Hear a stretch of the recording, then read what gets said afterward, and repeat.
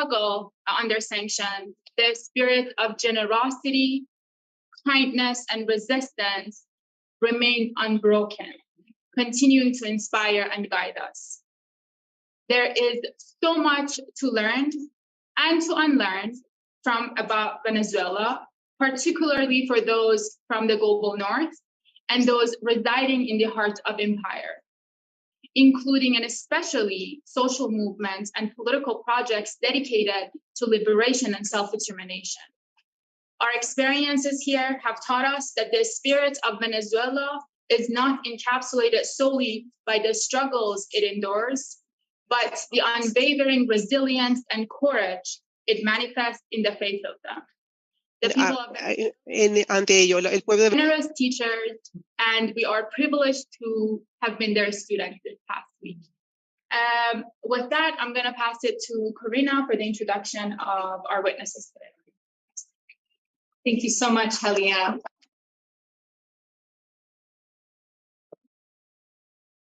I would like, before I begin, to introduce our jurors, rapporteurs, and our first expert witness. I would like to introduce the former foreign minister and current president of CIIP, the institute where we are currently today. We are very honored to have your visit. Thank you so much, Felix Plasencia. Thank you very much. Gracias.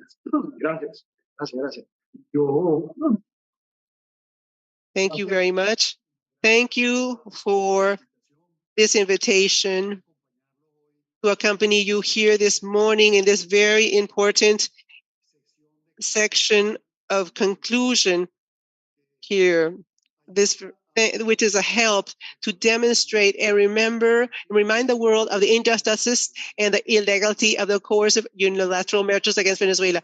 Without going into depth in aspects that you have worked in depth of serious issues, I would like to welcome you to this International Center of Productive Investment that we're here created by way of law in the year 2020 in order to safeguard the difficulty that are imposed by the sanctions, the so badly called sanctions, because they are not sanctions decided by the Security Council of the United Nations, which will be the only body of governance, of international governance or world governance, in order to be able to impose sanctions to a sovereign state that violates human rights. That would be the principle that the civilized nations, those of us who respect international law, the equality of all of the people that we have given in order to avoid violations of human rights.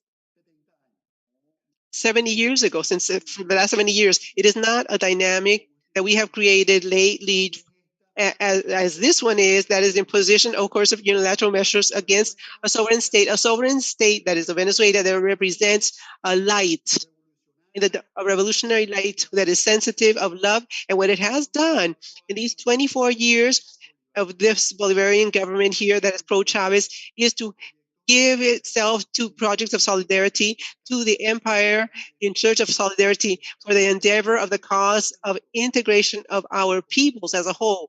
Of course, in the media and in the closeness together and as a first phase, but also in distances of all the people of the South that goes above and beyond, that has cooperated without limits, and it continues to give itself to others, as my sister said, in this situation that has been so difficult, but we always work with cooperation. And the Bolivarian government then, by President Nicolás Maduro, in the worst times of those sanctions, more than 900 sanctions against us, that studies in depth.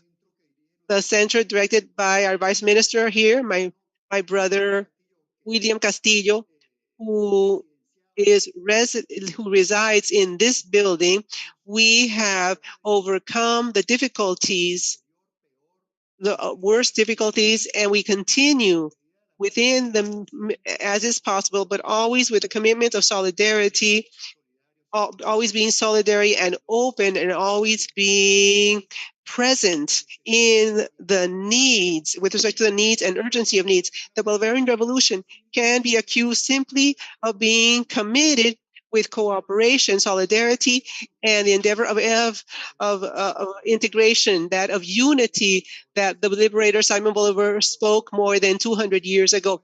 And that endeavor is not the conquest that is alienating, but of freedom, of creating liberty of the peoples that sometimes were subject by foreign forces, as was the case of the European colonies in Venezuela. Simon Bolivar had that effort and made an effort to expel the European these people to give liberty to the Quichua. Simon Bolivar was born in Caracas at that time, the general capitancy of Venezuela, and he did not integrate with Denmark, New Grenada to Venezuela in this expansionist project and integration. But what he did was that he liberated the neighbor regions, for example, that of Bogota, of Guayaquil, that is Quito, Ecuador, and Virrey, but not to construct the states. You need this United States of America in the South. No, but what he wanted was to liberate the peoples, not to unite them, but to liberate and to propose the peoples that of unity of all, which is was a huge project, which was called the Grand Colombia. The Grand Colombia didn't have any limitations that with respect to the project that we are integrated by the old capitancy of Venezuela and other aspects with Denmark included, and the old regions of Guayaquil and Quito. But this was an immense project that was amphitronic Congress of Panama. They went from the north with a certain order of the limits that we have of Mexico up to the Patagonia, which is to the south, a huge nation in union for dignify the life of the people, and not to impose themselves to imperialistically to other people, but to construct that dream of Bolivar. Therefore, this revolution is key as Bolivarian. That revolution and that project of Bolivar is superimposed on that imperialist aspect that it tries to alienate us, which has to do with the Monroe Doctrine. And now, 200 years ago, we have now a new imposition that we have.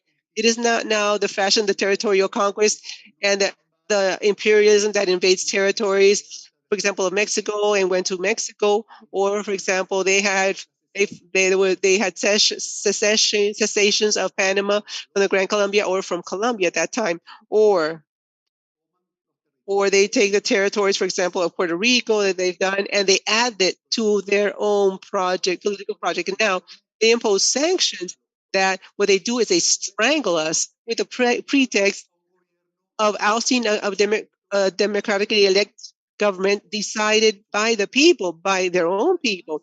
But besides this, and moreover, and with that pretext in mind, to exfoliate, that is, to take away our resources. I believe that you, as a tribunal, I also studied law. As a tribunal, you have all of the tests, all of the proof of the interest of the government of Mr. Trump to be powerful and take the energy resources of Venezuela away from us. I believe a confession by part of the relief of a proof. Mr. Trump confessed openly once in a discourse that he made to the mass media in Malalago, where he said, because why are we attacking a people so far away as Iraq with our armed forces? Why not take this territory of Venezuela that has energy resources so close to us? That is, in his project, that is clear the need of taking our energy sources of Venezuela, of the Bolivarian Republic of Venezuela, of the people of Bolivar, of the land of liberty, integration, of cooperation and solidarity. It is here where is born the emancipating deed. And here's what UNASUR is open, and Petrocaribe and SILAC are born, and Petrosur and ALBA. It is here where the projects of integration are amongst human beings. It is for men to dignify men's and women's lives, and not to impose tariffs, trade tariffs, and tax tariffs, and the purchase of products that we are producing. These are projects that are lovely, certain, and human projects that are social and human at the same time. It is here in Caracas where we had the first meeting of CELAC to integrate all of our Americas without our neighbors from the north, simply because we are just different. We are nations that are separate. Those two powers are part of the G7. We have nothing to do with the G7 and the project of G7. How can we can be in a proposal of integration powers of G7 in an encounter of unequals, include the same incident of Grenadines, Venezuela, Nicaragua, Uruguay, Honduras, Mexico? No, there was no similarity. There's no way that can bring good results. So that's why Commander Chalmers summoned his peers as the Liberated did 200 years ago in Panama for the Electronic Congress, and he proposed the creation of this project. So this was born in Caracas. Newly, it's a big example of what it means, the revolution, Bolivarian revolution. It is a proposal of integration, of solidarity, and of cooperation. I am not tired of repeating these three main aspects of the proposal. No one can accuse Bolivarian Republic of Venezuela and the government of President Nicolas Maduro and the President Hugo Chavez in the past, that we have intervened or interfered in proposals different from that of integration, unity, and solidarity. It is not Venezuela that leads the invasion and militaristic attack in foreign territories. It is not Venezuela who forbids and impedes the movements of the peoples amongst countries. It is this country today. Although we have this terrible juncture, one of the three countries of America, in fact, it has more migrants has received in the history record for according to the International Migration Center, and it is also Venezuela. In the history of the records of international migration, one of the three countries in America that less migrants has produced have gone out. That is, this is a land where we have received migrants of open arms to receive people from other lands. And today, as we call them, Venezuelans of Colombian origin or Ecuadorian, Peruvian, Dominican, or Trinidad, Haiti, Venezuelans, like also from Europe, Spaniards, Portuguese, Italians, Venezuelans of confession that are Islamic, Muslims. I believe we are one of the countries of Latin America, mainly Christian, Catholic, with some more people from Islam. This is a land that has received with open arms today to Venezuelans that are Jews that arrived in the times of the worst crisis of neo-fascists in Europe, but they have been with us for years, for many years back. Sephardic Jews that came from the Caribbean to Venezuela. So this is a country of inclusion without limits and with no problems of religion, ethnic, or cultural aspects. We received everyone was welcome, and we here to all migrants that have come here to Venezuela, at the moment when they arrive, we give them the Venezuelan nationality, and their children, when they are born in Venezuela, automatically they are Venezuelans with all rights. I am an example of these. My parents migrated from the Spanish Civil War in 1938, and I'm Minister of Foreign Ministers and I'm ambassador. In some other countries, I couldn't have been public officer. I would have to be Venezuelan blood of many generations back, but we don't understand that. We don't have that policy, that imposition that is limiting. I insist that these are elements that are important that we can to be taken into account because it is in our DNA. We leave are to be inclusive, open, tolerant, and open to others and lovers, and we love to have other cultures with other religions, with other cultures and other ideas and other cultural aspects. In my will, I would like to thank you very much. That permitted me to accompany you. Excuse me that I have extended myself a bit, but these topics are are so passionate for me because you are speaking of things that are so because Bolivarian from inside. We are as we are, and as you have seen, we're natural with a conviction. It's in our DNA, and that is why we are always committed with the difficult causes, with difficulties, with problems, with what you need, and we do it with passion, just like we do it with the peoples of Palestine, as we do it with the Sahrawi people, and with all the peoples of the South that need us. Our voice in the group of countries, non-aligned countries, is resounding. We have been president. Our voice in the Security Council, when we have passed through the Security Council as non-permanent members, is for the defense of the South and the defense of human rights of the most needy, of the weakest. That is our commitment that we have, and led by Nicolas Maduro, and the one that receives us here today. And we thank you very much. in this place, because what you do here is good for the people, is good for the people to alleviate this difficulty that is true, that is happening. We cannot deny the damage, the hurt, the pain that these imposition of these sanctions, because we have to export our resources that has the piece that we export resources that we cannot modernize our infrastructure, that we don't have enough food to guarantee electricity, health, because it impeded in a terrible moment the purchase of vaccines against COVID. And we had to save our people's lives thanks to the solidarity of the governments of President Xi Jinping in China, of Putin from Russia, Diaz-Canel in Cuba, honorable countries that produces vaccines against COVID in Latin America. And even in that, it was imposed on us sanctions or coercive measures in order to kill the Venezuelan people during the pandemic of COVID. But may I say that the best figures against COVID is Venezuela. Venezuela, Cuba, and Nicaragua have the lowest amount of death rate due to COVID. And we are social countries that have the least, and our neighbors, though. Colombia and the government of Mr. Duque,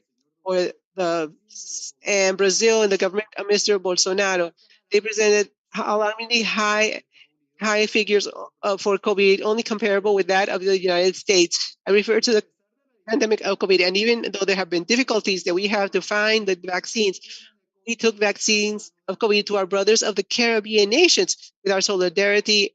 So there be cooperation, solidarity in our spirit. And I say it because I was there, because I received as ambassador in Beijing, China, and I put them in a plane to bring them to the Caribbean. And I know that it wasn't told me because I was an ambassador of Venezuela in China, and I made sure that the vaccines were put in a plane from China to Venezuela. This is our reality, and we have solidarity. And as President Nicolas Maduro says, with open arms we receive, and with our hands open, we are to receive the friendship of the peoples of the North as well. We are friends, and we appreciate the people of the United States of America and the government President Hugo Chavez, when we could do it, because it does not mean President Nicolas Maduro does not want to do it, but we can't do it today. But we supplied fuel for heating in cities that are important of the East Coast, like Chicago, Boston, New York. It was with social groups of that area, to guarantee that they had heating to citizens who could not pay their electric bill because so high. At that time, we helped then. We also signed an agreement with Ken Livingstone, who was the mayor of the city of London, now in Great Britain, in order to guarantee an energy bill that would permit to be paid. That means that was low, because there are some people didn't have any social benefits at that time by the European Union. There was no Brexit then, and that we can guarantee that they could pay also their transportation, which is very expensive in London, to transportation. So we did not limit only the peoples of the South, because our excess of our richest said by Brother Chavez says, is for everyone else who needs it, not only for the Venezuelans. The surplus of money, just like liberated 200 years ago, that all his riches and all his power, it went past the borders to liberate at a distance the other southern countries. It's the same commitment with the peoples and with our resources that are many and rich. And that is the main reason of this. And at that time, it was the perspective of a great proposal of integration that existed,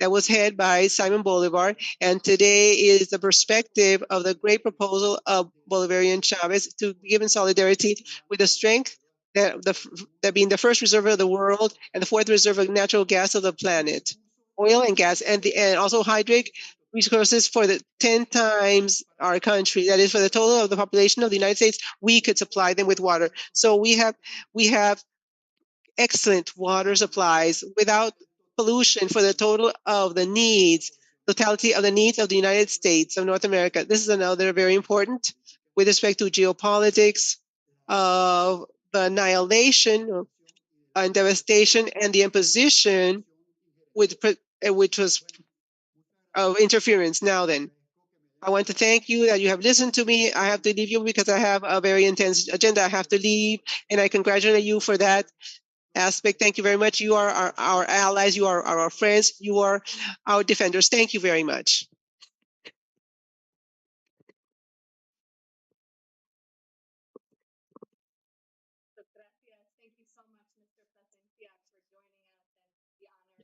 Muchas gracias. Very powerful introduction. Thank you very much. I would like to now begin with introductions. We would like to start off by thanking the incredible team of comrades that has been supporting our fact-finding mission in Caracas. This includes Diego Ruiz, Catherine Freites, Ivana Rojas, Beta Beth Aldana, and especially Carlos Ron and the entire staff from the Simón Bolívar Institute.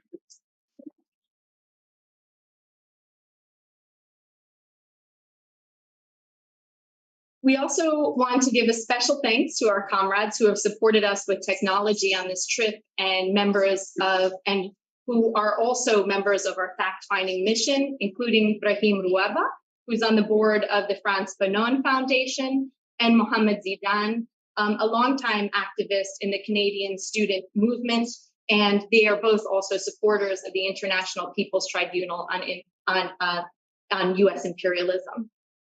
I'm also like to thank the entire fact-finding delegation who has joined us on this, who is with us today, and has joined the International People's Tribunal on U.S. imperialism, together with the National Lawyers Guild and the International Association of Democratic Lawyers. And I would now like to introduce our team of jurists and special rapporteurs who are with us today. These are just brief bios, but if you'd like to see their longer bios and also to see a full list of our steering committee members, please visit our website. In addition to Halia Dutagi, who opened up our session today, who is the co-chair of the International People's Tribunal on U.S. imperialism, together with Nina Farnia, who unfortunately is not able to be here with us in person, but is with us in spirit. I'd like to now introduce members of our steering committee and our jurors as well. We have Suzanne Adeli, who is the president of the National Lawyers Guild and is a member of the steering committee. We have Max Isle, senior fellow at the Department of Conflict and Development Studies at Ghent University, who is also a member of our steering committee and a special rapporteur. We have with us Charlotte Cates, who is the international coordinator of Samidoun Palestinian Prisoner Solidarity Network and is a member of our steering committee as well as a juror with us today. We have Edra Olalia, transitional president of the International Association of Democratic Lawyers, who is also a jurist and with us in the International People's Tribunal today. We have Mohammed Taib, who is Professor Emeritus of Constitutional Law, Labor, and Private Administrative Law at the Lebanese University and is a jurist with us today. We have Jerry Buhil, who is a civil and human rights attorney and executive director of the Mississippi Worker Center for Human Rights and is a jurist with us today. We have Booker Amole, who is the national vice chair and central committee member of the Communist Party of Kenya and a juror with us today. We have with us Margaret Kimberly from the Black Alliance for Peace and the executive editor of Black Agenda Report and is a special rapporteur with us in the hearing today. We have David Paul, who is a member of the Sanctions Kill Campaign and the Venezuela Embassy Protection Collective and is a juror with us today. We also have joining us virtually today, Eva Nanakoulis, who is a senior lecturer in law at Queen Mary University of London, and Victor Good, who is joining us as a juror today as well, who is with the National Conference of Black Lawyers and has practiced civil rights law for years in the United States. I would now like to move into introducing our first expert witness. We're very lucky and honored to have with us today, William Castillo Bole. And I should mention that we were very lucky as well at the start of our fact-finding mission to meet with Mr. Castillo, who gave us an incredible, comprehensive, and powerful overview of the history, the legal framework, and the impact of the sanctions regime, as well as the resistance of the Venezuelan people to this regime. And that really helped to orient and inform our investigation here. William Castillo graduated from the Central University of Venezuela. He also completed a postgraduate degree in political science at the Simon Bolivar University and held position of director at the National Telecommunications Commission, CONATEL, as well as president of the Venezuelan social television of Venezolana de Televisión. William Castillo has also served as Vice Minister of the Ministry of Popular Power for Information and Communication and Vice Minister of International Communication of the Ministry of Popular Power for Foreign Relations. As a result of the imposition of unilateral coercive measures against Venezuela and the U.S. economic blockade, William Castillo was appointed in 2020 as Vice Minister of the Anti-Blockade Policies of the Ministry of People's Power for the Economy, Finance, and Foreign Trade, and General Manager of the Venezuelan Anti-Blockade Observatory. Thank you so much for joining us.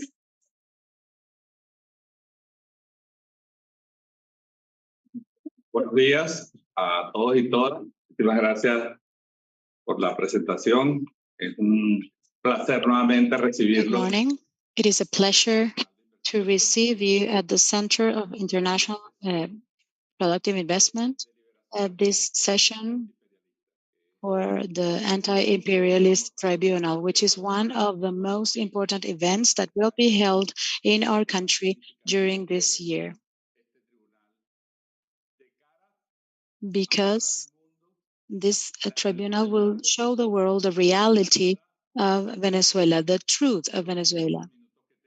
In these minutes that I have, because you have a long list of experts that will present different cases, and it is very important that you get to know from different perspectives and specific cases of violation of human rights, a violation of international law, the investigations that social organizations are making about this topic and the work of Venezuelan researchers in different aspects. So I'm going to talk about the general aspects of this topic with respect to Venezuela, but also first in relation to the topic of the coercive unilateral measures within the world context.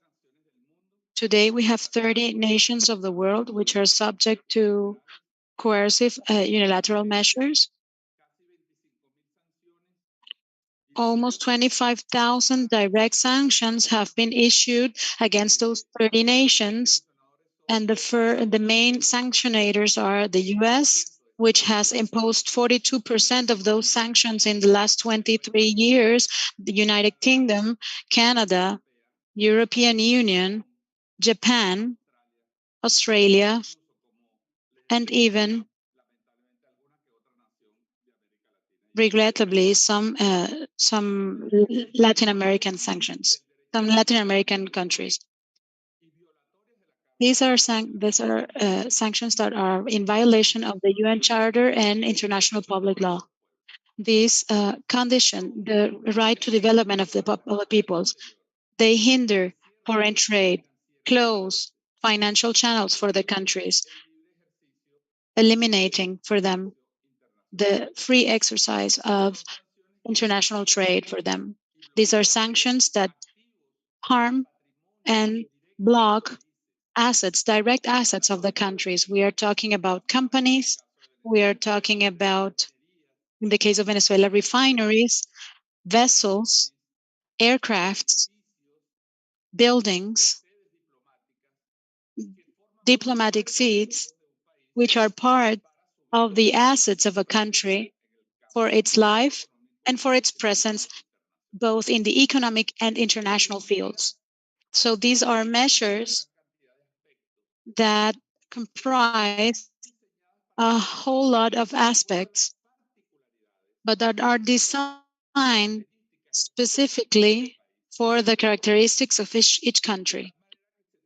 So this is a global problem, a problem that affects countries that hold 28% of the population of the world, and that are comprise 72% of the surface of the earth.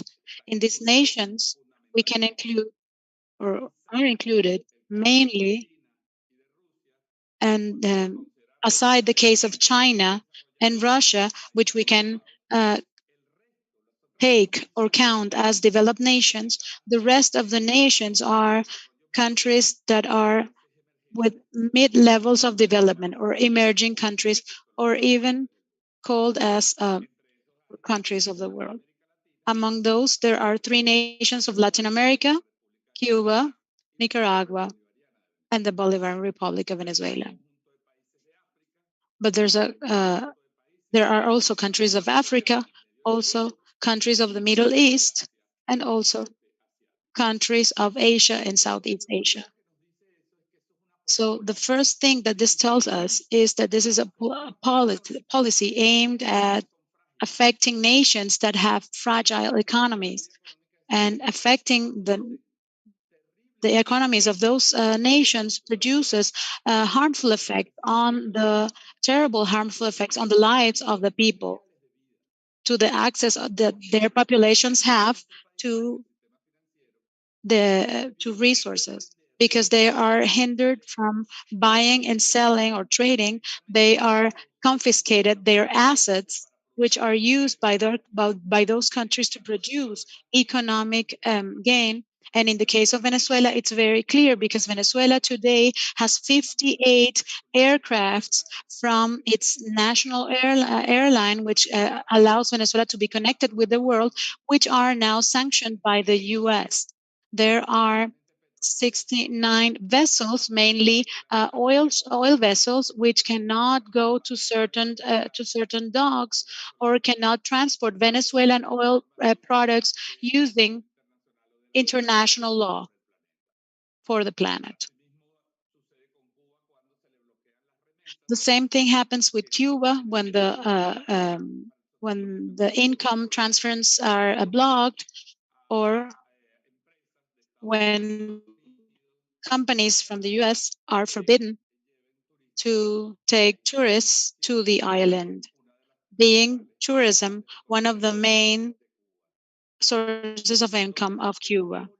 So these policies that are designed from Washington and the European Union mainly aim at affecting the material situation, affecting the economies to reach political objectives. And these political objectives are defined under an expression, a terrible expression, which is absolutely illegal, called a change of regime. These policies are trying to affect the social life of a country and to oust their government if possible, or force them to act uh, basing on the interest of the United States. And when the countries refuse to do so, because they want to respect their constitution, because they want to defend their legitimate governments, then they are attacked even further. So this is an international problem. This is something that violates international law, but violates the Rome Statute, because when you violate when you attack the civil population of a country, you are committing genocide, because it denies the access to the material needs that a country, that a population has. This is then the political and legal context or framework that characterizes this sanctions policy. And they are ill-called sanctions because they made the world believe that these countries are being punished because they did something that is apparently illegal. So they want to sell the world that it is a sort of pressure or punishment to reach certain objectives in terms of democracy or human rights. But what is happening really is that they are affecting the democracy and the human rights of those states. So in the specific case of Venezuela, Venezuela has suffered these economic aggressions for the past 2 decades, but mainly since 2015 and 2014, when a first law was approved in the US Congress, which was called the Law for the Defense of Democracy and Human Rights, at which the United States gave itself the power to interfere in Venezuelan politics, to allegedly defend democracy. Then, on March 2015, President Obama issued Decree 13692, which was a presidential decree based on war laws and the national emergency in the United States. This is very important for you to understand, because when a country, which is, for example, the case of Cuba, Venezuela, Nicaragua, Iran, Syria, among others, is declared a threat to the national security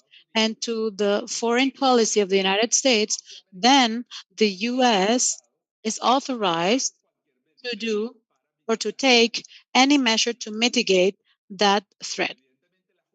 Because the justification is that there is a threat to the American state and to the American system.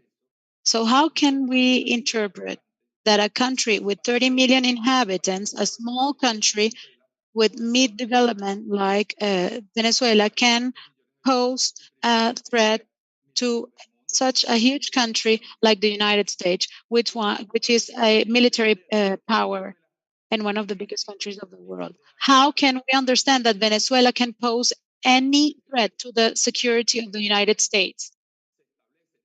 But it is written as such, and from that supposition, they write the sanctions against Venezuela, and they dictate all the measures that will come afterwards, after that point. Among those measures are six executive decrees, which were signed by President Donald Trump, which are aimed against the Venezuelan oil industry, which is the main industry in the country, the Venezuelan financial system, affecting also the private sector, a private sector that has relationships with economic relationships with the Venezuelan government. And it seems as if the sanctions are against people, as if they are aimed at people, at specific person, but they have immediate effects on the economy of the country. In the case of Venezuela, the executive vice president and minister of finance are sanctioned. The president is sanctioned, and therefore cannot travel to the world to establish bonds, commercial relationships, to renegotiate, for example, the Venezuelan debt, because she has restrictions of travel or restrictions to land. You saw recently how the summit that was held in Brussels between CELAC and the European Union, and the Vice President of the Republic representing the President of Venezuela had to request a permit to Belgium to be able to land and to be there representing a state which is member of the summit. This is unheard of, because these restrictions of mobilization, which may seem simple, then they became very important, because Venezuela cannot attend international events. The Venezuelan state loses representation due to the flight restrictions or landing restrictions that are high, that our highest authorities have. The main chiefs of the powers are also sanctioned, like the Supreme Court or the Supreme Tribunal, that the Attorney General. They are all sanctioned. And these are sanctions that are beyond personal sanctions. These are sanctions that affect the institutions that they represent, and therefore weaken the presence of the Venezuelan state as a legitimate state, which is member of the United Nations with all its rights. Then we have the financial issue, Since 2017, the Venezuelan debt is blocked. Venezuela cannot negotiate its debt, cannot refinance its debt, because there is a threat on all the companies that participate with such negotiation with Venezuela, because they can be sanctioned too.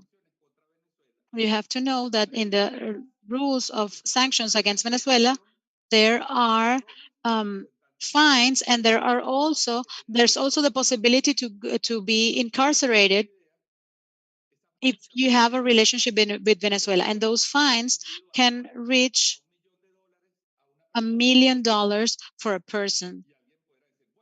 And someone might say, well, maybe an oil company could see $1 million as a low fine, and they could say, well, I do the business with Venezuela and I pay for the fine. No, the problem is that the rules establish that if a person is sanctioned, a U.S. person or a U.S. company is sanctioned or a company that has relationship with the United States, and they violate the sanctions, they can go to jail even for 20 years, up to 20 years. So the pressure that is generated with respect to the economic topics on the companies that export goods to Venezuela, and mainly the goods that the state needs, food, medications, raw material, spare parts, and equipment, of course, those companies will immediately cease to work with the country due to the threat of sanctions.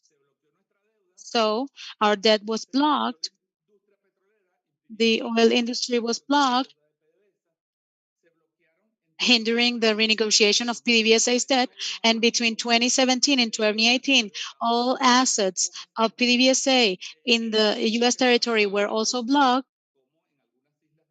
as well as others in some islands in the Caribbean where Venezuela had participation in refineries, oil terminals, or Monomeros Company in Colombia, which was also under this status of sanctioned entity until President Gustavo Petro, current president of Colombia,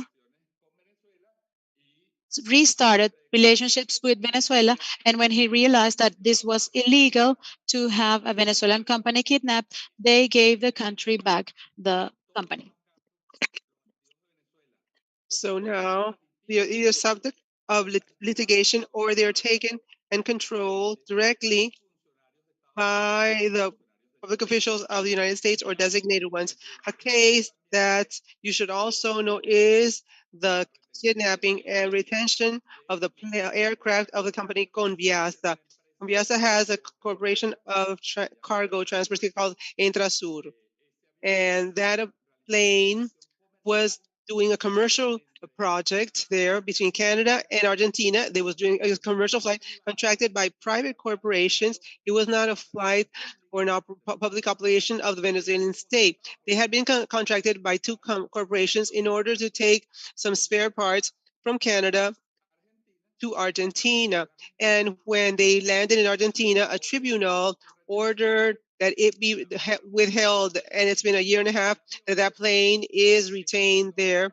Right now is being required by the United States so that the plane be expropriated and taken to the United States, because the United States says that plane contains certain components that were fabricated in the United States, and therefore, since it has those spares, they can, a country that is sanctioned or a sanctioned corporation like Conviasa, be doing operations without permission of the United States. Now, the country has been retained, that plane has been retained for more than a year and a half, and they're held, and you will probably see in the next days or the next minutes, there's a case of lawfare.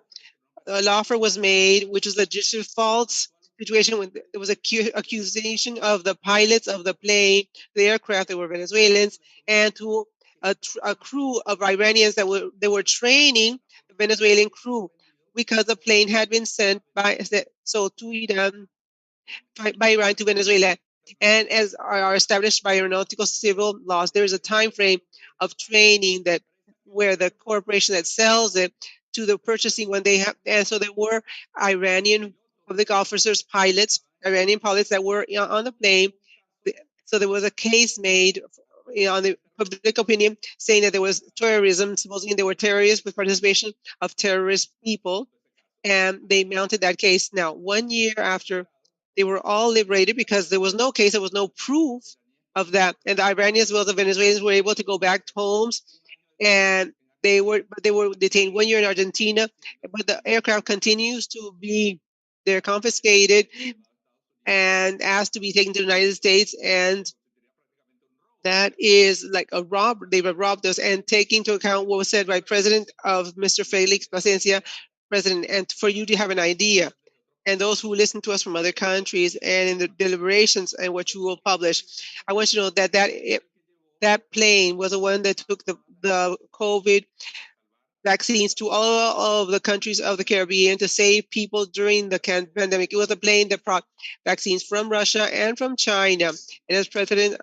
said, but they was that that that aircraft was stopped, and that plane personnel has been taken of civil defense of Venezuela to Turkey, for example, in those types of Conviasa planes, in order to help them because of their earthquake, or to, for example, there are fires in Chile. So these Conviasa planes are used for humanitarian reasons, not only for commercial operations, in such a sense that when there's an affectation of this aircraft, it also affects other people's. It affects situations of tragedy and emergency, where Venezuela always collaborates, complying with its obligations, international obligations, and vocation of solidarity with others. In such a sense that all of these measures, then, these 930 measures to be exact, of which 764 are sanctions that are direct sanctions towards people, companies here, public bodies of Venezuela, aircrafts, vessels, and assets. In total, 764 and 100 and some or other types of measures. The blockade of transactions, closing of accounts, diplomatic attacks against our diplomatic siege in different parts of the world, headquarters, and the so-called over-compliance, what they call.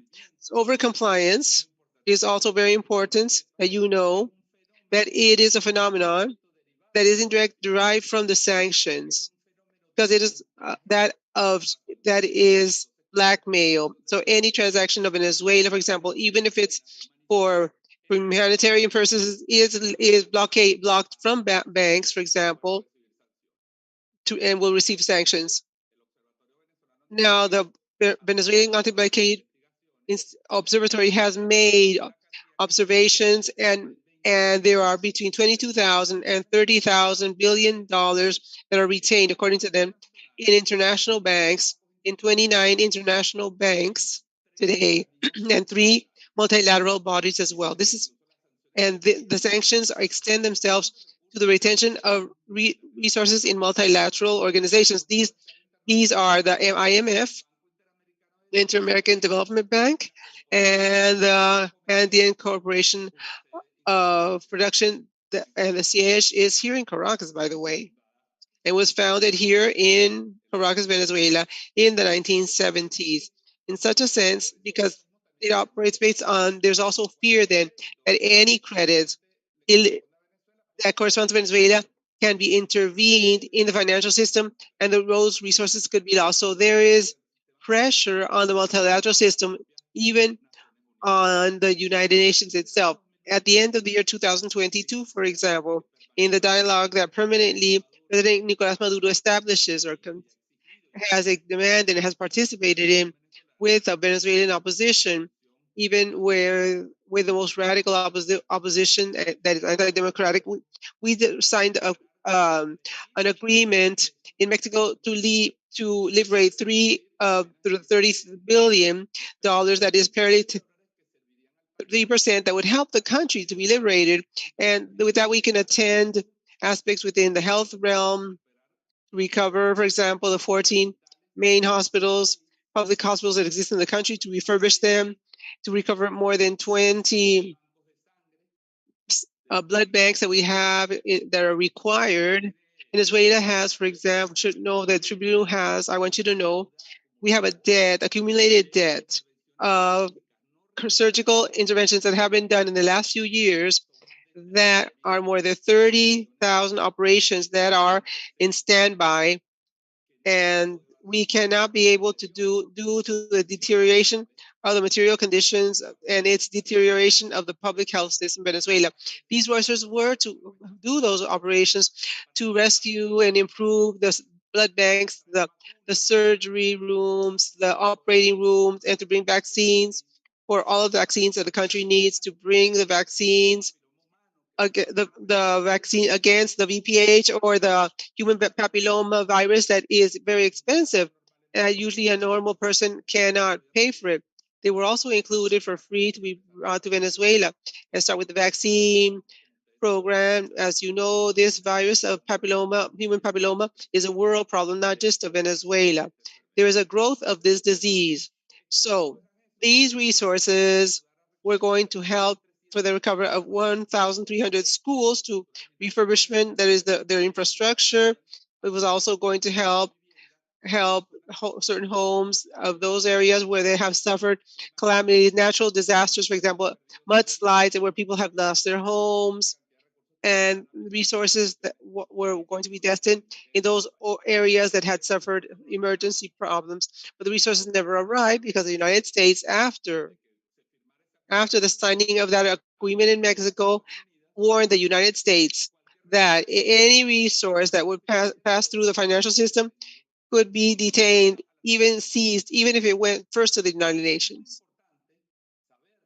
It is important to know this because there exists a license given by the government of the United States for humanitarian operations in Venezuela that even authorizes entities of the United Nations to work in Venezuela precisely to supposedly avoid that there be an impact on the civil population. Well, that permit, shall we say, the government said that it could guarantee that those resources that were discussed and approved by the opposition and the government in the past, jointly covered in a dialogue that lasted 6 months in the country, could not guarantee that these resources would not be detained in the financial system. That is, because they maintained. Why do they maintain sanctions in such a way? Since that this is an overview of this situation. In order to wrap up here, the Special Rapporteur of the United Nations for the study of the course of unilateral measures, Dr. Alena Durhan, she has documented this situation very clearly.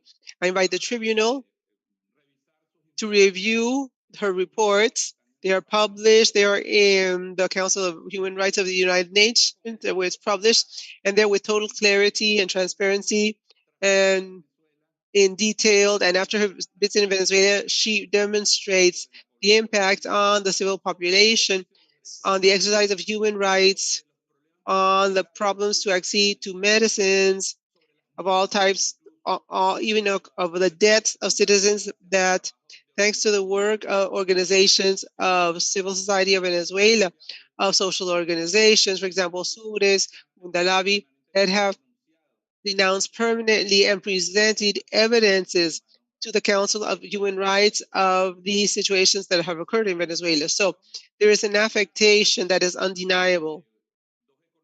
There are two economists of the U.S. economists, Dr.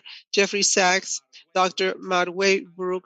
They have made an estimate saying that in 2 years, between 2017 and 2019, there could be maybe 42,000 people died in Venezuela that could have been avoided, and that had to do directly with, of course, of unilateral measures and sanctions. This is a private investigation, but today in the world, and each time more, economists, researchers, centers of investigation, social organizations, they render account of this, and it every day is more evident because there are more and more proof of how it has affected these measures and that harm that it has provoked in Venezuela. So now what we want, thanking you, Honorable Tribunal, for your work here, for your presence here. We have seen your intense activity that you have had in the communities of our country, the dialogue that you have had with our peoples. You have been able to be felt, not only to see that you have felt not only our problems, but you have felt the resistance and the solutions that the Venezuelan people have given and is searching vis-a-vis this situation that we have.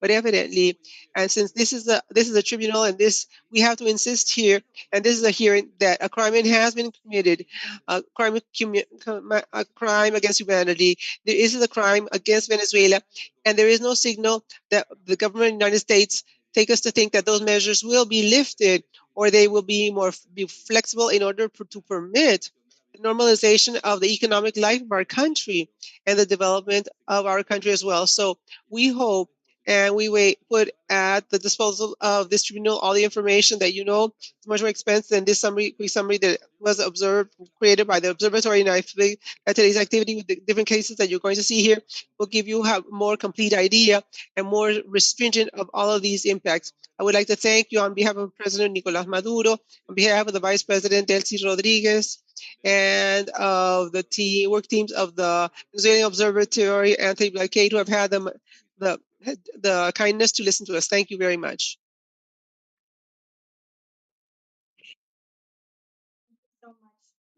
Muchísimas gracias, señor Castillo, por esa presentación tan detallada.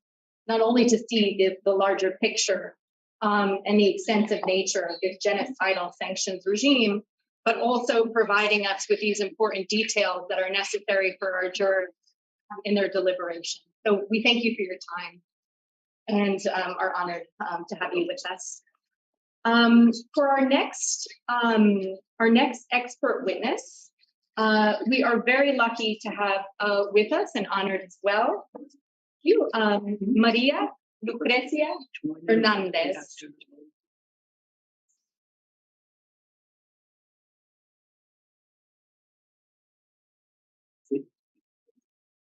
Maria Lucrecia Hernandez is a lawyer from the University of Buenos Aires, Argentina. She is a magister in criminal law and criminal procedure from the University of Barcelona in Spain, and a magister in criminal justice system and social problems from Pompeu Fabra University, Barcelona, Spain. She's a specialist in human rights and critical studies of law by the Latin American School of Public Policies. Currently, she is the director of the social organization SURES, which is dedicated to the research and defense of human rights, and she is vice president of the Venezuelan Association of Jurists. Thank you so much for being with us here today. Thank you.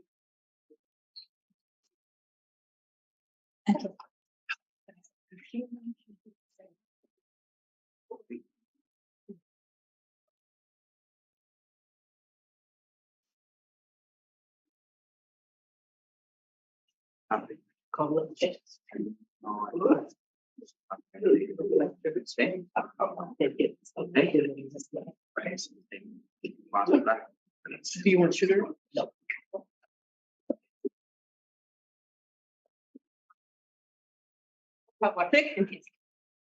Bueno, buenos días a todos y todas. Un gusto en volver a participar. Good morning. I'm glad to be able to participate this morning in this session. What always happens is that after William Castillo, it's kind of difficult because he has dealt on so many issues. Today, I was asked to conceptualize the issue of economic blockade to Venezuela within the framework of international law of human rights.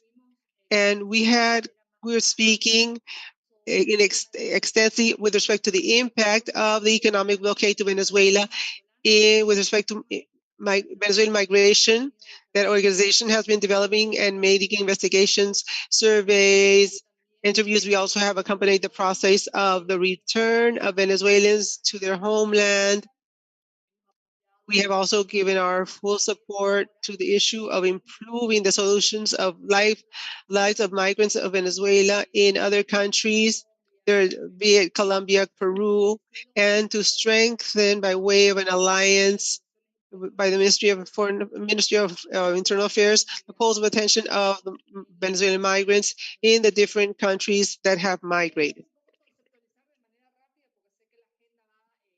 I am going to try to be short because I know we're late, a bit late, but I want to tell you that Venezuela is a country that is under siege since the beginning of the Bolivarian Revolution, since the beginning of the government of President Chavez, through different threats and with different strategies. But the Venezuelan people have been resisting all those strategies of attack and all the demonstrations led by the most radical opposition sectors, even a coup d'etat, for example, and this has harmed the population. And it was the people, but of course the armed forces, in which the people has had a key role in stopping those attempts of killing or assassinating our president. We have also had attempts to destabilize, very strong attempts to destabilize our currency. And they have had a strategy which is the application of the economic blockade, the unilateral coercive measures. As it was said, since 2014, started the application of the sanctions. And the special rapporteur about the impact, the negative impact on human rights, situates blockade even before that, because she says we can consider that the application of the coercive measures, that economic pressure towards the country, can be seen since 2005, 2006, when Venezuela was put in the list of countries that do not comply with the law against human trafficking, against terrorism, against drug trafficking, and in the reports that issues the government of the United States, Venezuela is always a country that does not comply with the law or with the regulations. With respect to the coercive measures, within the United Nations, there has been a long development around what is considered coercive measure and its background. And it comes from many years before. It has to do with regulations and norms that the UN has made, where they say that all the differences between states should be resolved in a peaceful manner without without the use of force. This is the systematization of what the UN has said around the economic blockade in Venezuela. I am going to give it to you. It's in Spanish, but I will translate it for you in English for tomorrow. In the year 2016, was the creation of the special rapporteur for unilateral coercive measures within the United States.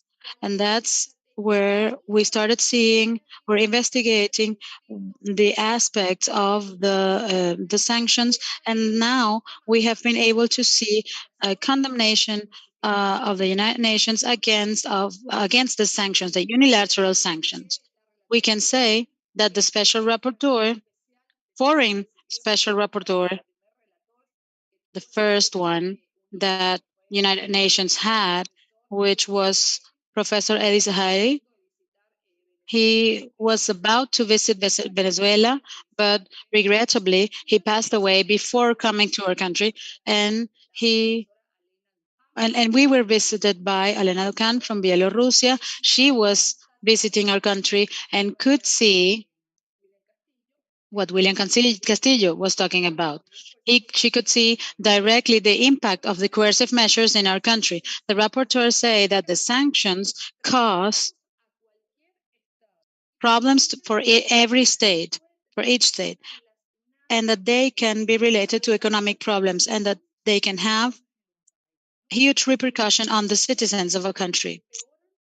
In the case of Venezuela, it says that makes worse or worsens the economic situation. Some years before that, we received here the rapporteur of the UN, the independent expert for the promotion of international democratic order, Alpe Stalla, who said specifically that in Venezuela, the analysis of the situation that he could make means that we could be in the presence of an action that causes an international responsibility as stipulated in the Rome Statute of the International Penal Court. And that situation, those situations that cause the death of children and malnourishment due to the lack of food and lack of medicines could be considered a crime against humanity. That is not said by the government of Venezuela, but by a rapporteur of the United Nations. From then on, with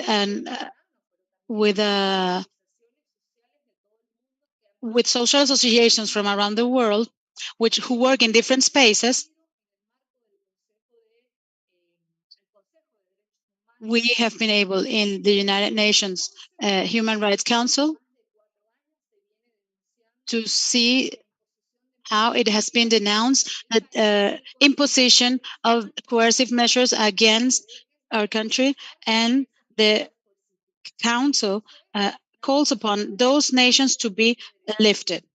That is what the opinion of the UN Human Rights Council has. Now we have that other bodies of the UN, like, for example, the Economic and Social Committee, the Committee for Children's Rights, the Committee for Migrants and their Families, and the Committee against Discrimination of Women, against discrimination of women, gave their general observations in which they specifically condemn the application of coercive measures because that violates international law.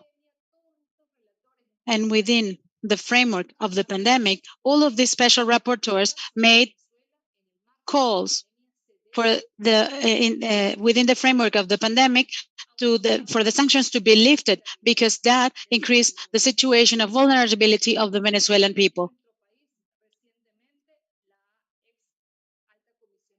We also received a visit of Michelle Bachelet, High Commissioner for Human Rights, and the High Commissioner, Mr. Turk, who specifically got together with sectors of the state, but also with social organizations in Venezuela, and we were able to talk with them. They were able to receive information, exchange information, and in their reports, they made recommendations for the Venezuelan state, but they also continued in the line of condemnating the application of these sanctions, these coercive measures.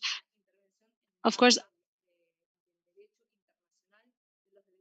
we're supposed to talk within the framework of international law, but it's important for you to analyze through the indicators, the social indicators, how these measures have been applied in our country, so much so that Venezuela denounces in 2019 before the ICC, the International Penal Court, the government of the United States, because Venezuela considers that the unilateral coercive measures could be considered as a crime against mankind, and that the elements of this crime, which is the systematic attack against a population, was being committed.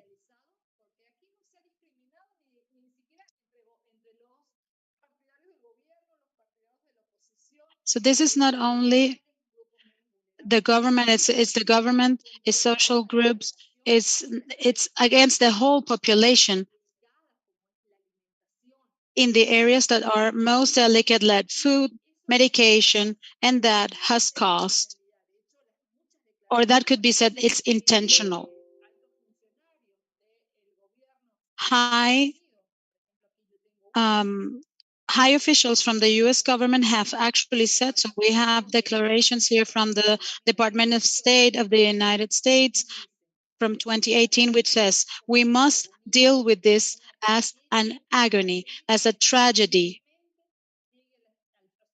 that will continue until its end. And if we can do something to accelerate it, we should. But we have to do it understanding that this will have an impact on millions of people who are already having problems to find food and medication. So this means that there is an intention, it's clear, in this attack.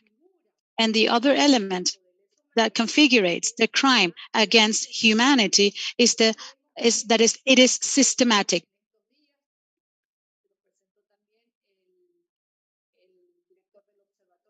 In these past days, William Castillo was talking about this. Since 2014, up to date, there are different numbers.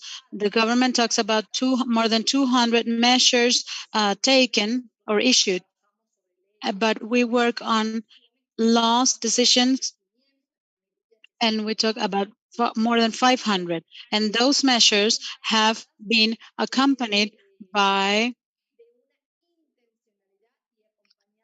a specific intention and with a strategy to cause suffering in the Venezuelan people, for the Venezuelan people, which are aimed directly at affecting the human rights and the most sensitive human rights, which are the ones linked with health and food. That case in the International Penal Court has not been received yet. We don't know if the prosecutor is going to admit the case. And from the social organizations, we have presented reports, we have presented testimonies from victims on how they have been affected and how this can be the support of that claim that this problem is a crime against humanity. I don't want to speak for too long because I know that there are many other witnesses coming. If you have any question, then I am at your disposal. It's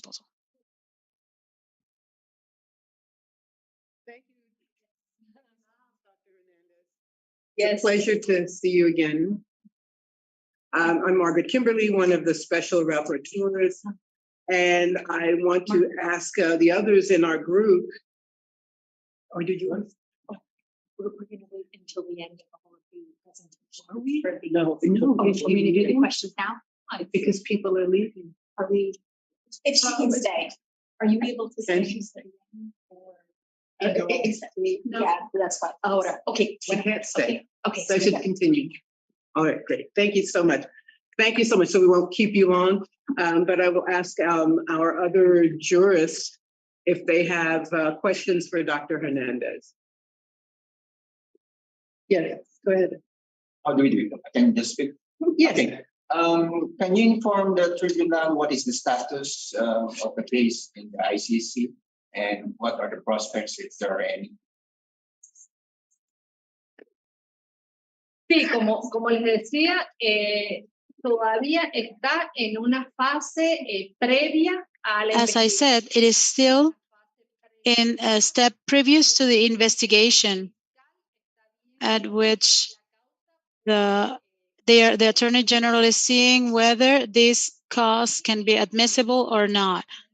It is important to remember that within the International Penal Court, there are two cases related to Venezuela. One, which is the cause which is previous to this one, which is the one where the Venezuelan state has been denounced for violations of human rights within the frameworks of the demonstrations that happened since 2014. There, different states have denounced, and the Venezuelan opposition denounced Venezuela as a country that violates human rights. You have to remember the political violence that we lived or experienced here in 2014 2013, 2017, which have been led by radical sectors of the opposition and that were started by these sectors. That is Venezuela 1.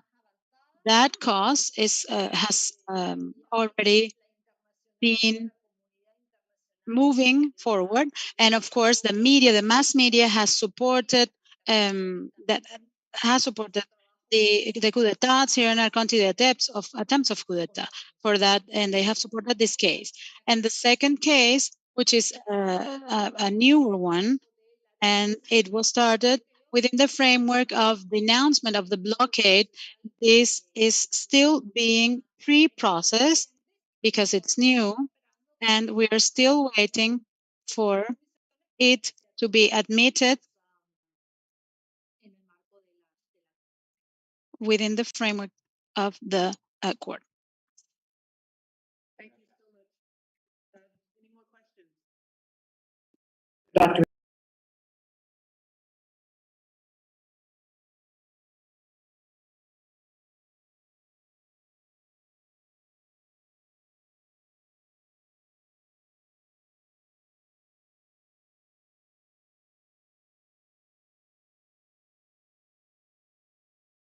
Okay.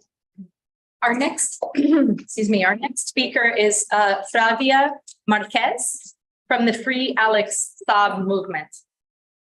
Thank you. Thank you so much for joining us. I will be along with my colleague Roger Lopez, who is also from the North. Thank you. Buenos días a todos. Gracias primero por recibirnos nuevamente para poder comentarles. Good morning. Thank you for receiving us to be able to talk to you about this case. Camila Fabri, the coordinator of the movement, regrets she's not able to be here with us because she has other commitments in the countryside of Venezuela. But you already heard us in this previous week, and you filled us with love and with solidarity. We come here to present a case of a Venezuelan diplomat, a case that has been demonized against a man who is just that, a man, a human being.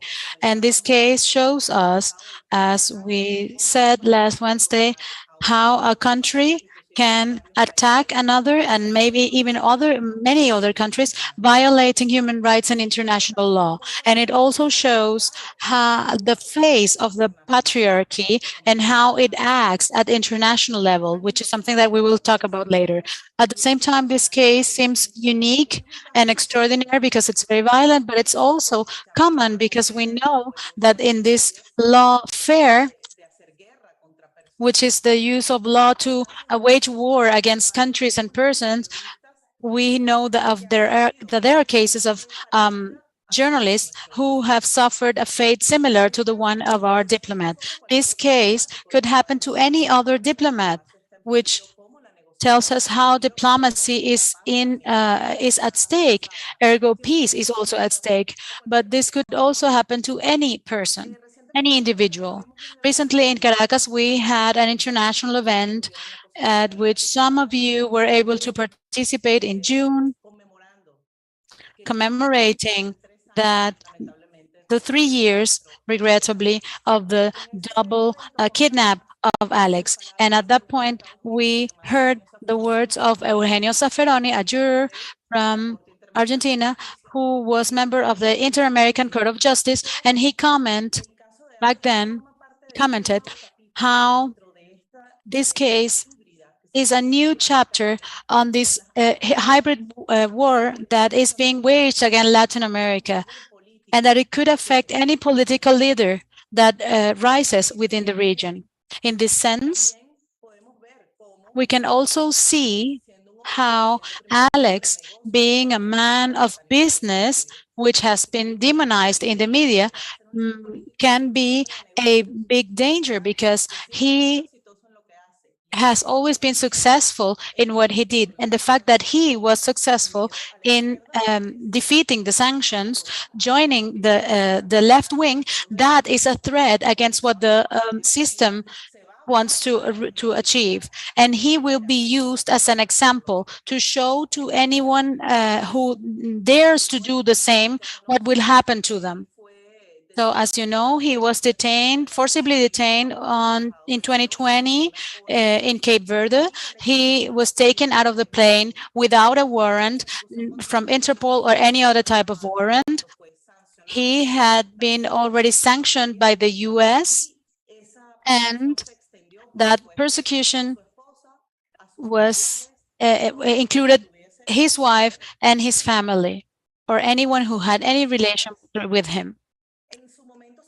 So at some point, the government of Venezuela was accused because the Venezuelan government was trying to show that he was really a diplomat, that he was a legal diplomat. And they said that Venezuela was exaggerating when we said that the US had moved two war vessels to the Cape Verde coast area to make sure that Cape Verde was not going to help William Saab and to avoid what President called in his extremist thought, in his way of thinking, thought that could happen, which was an extraction by Venezuelan forces. And last year, we were able to see how the former Secretary Max Fer and another book that was published in 2022 by Mike Pompeo, both not only recognized that Alex Saab was a special envoy of the president, they recognized that the President Trump effectively sent these two vessels, but that it was really easy to obligate this or force this small insular nation to make them follow the illegal detention of Alex Saab. The case of Alex, it has called our attention, as Camila commented on Wednesday, because it is not always the situation where 6 rapporteurs of the UN announced themselves with respect to a person. But he did it. He achieved it while he was in Cape Verde. He achieved it. And there was even a measure of, and there were the rapporteurs of torture, the right to health, and even they were requiring that Alex not be extradited, that they would stop that process, and that could be seen by doctors because he suffered 7 months of torture, physical torture. They tried to asphyxiate him. They gave blows. They cut his body. They broke his teeth in order to force him to sign a false confession that said of anything negative about President Maduro's government and against the President Maduro, and even a request of, that is where we have the first report and the only report by a specialized doctor in the 3 years with respect to the health of Alex, where they say that amongst different diseases, he has hypertension, syndrome of post-traumatic stress, severe, of course. He was also detected a high risk of thrombosis, the presence of the Helicobacter pylori bacteria in his bloodstream, and besides that, a molar that was fractured due to the blows that he received in the face. And all of this is even more concerning since Alex, as I said before, he is a survivor of stomach cancer. And as we all know, the struggle against this disease never ends, and it has to be monitored on a regular basis. Now, we say that this case also shows how the patriarchy was on purpose, because in all this time, the family of Alex have not followed him. They cannot see him. They follow her, and it's all a risk. And if she tries to move, if she goes to another country or visits another country. Camila Fabri is a woman that has been disqualified. She has suffered disqualification of gender. Evidently, she has been accused of stereotype, trying to take away the possibility that she may see a figure that is serious, not only with his Alex and the cause, but with Venezuela. And our decision of and they say that she is a prostitute. They say that she cannot be with the left due to her appearance, and all types of stereotypes. They try to take away all dignity from her, to take away her seriousness and credibility from her. And besides this, of defaming her, and there's a smear campaign against her then, which is evident. In some documents that it says that why the United States decides to publicly or openly saying that Alex was no diplomat, and they didn't, and they decided that he was not a diplomat. That was in the last hearing in December in Florida last December, and he was taken to the Miami, to the center of detention, where all of the Venezuelan opposition is there, as well as the Cuban one, where the worst of the policy against the governments of Latin America there. And they discovered documents where there was an exchange between the Secretary of State and Elliot Abrams, who at that time was advisor of President Trump. And today it seems that he is back to the Biden's administration, and they debated then how to violate these aspects. So that without doubt, the case of Alex after the 16th of October of the year 2021, where he is newly kidnapped and taken to the United States, it is a case that will not be solved, but his team of lawyers has making appeals, and they continue in the struggle. But these last 2 years, the health of Alex Saab has been deteriorating fast. As Camila, he has not even has a right to light, to sunlight. He has very bad food. He has not been able to be seen by any special doctor who's a specialist. They just give him aspirins or something in the prison, but nothing all over the counter. And of course, his relatives cannot visit him. Only his lawyers are the ones who can visit him, but no relative, not even his wife. While the U.S. plays policy, Alex vomits, starts to, who is spitting out blood, even blood clots. He does not want to worry his family, but his situation is so severe that we ask permission to communicate the world of the conditions in which he is in.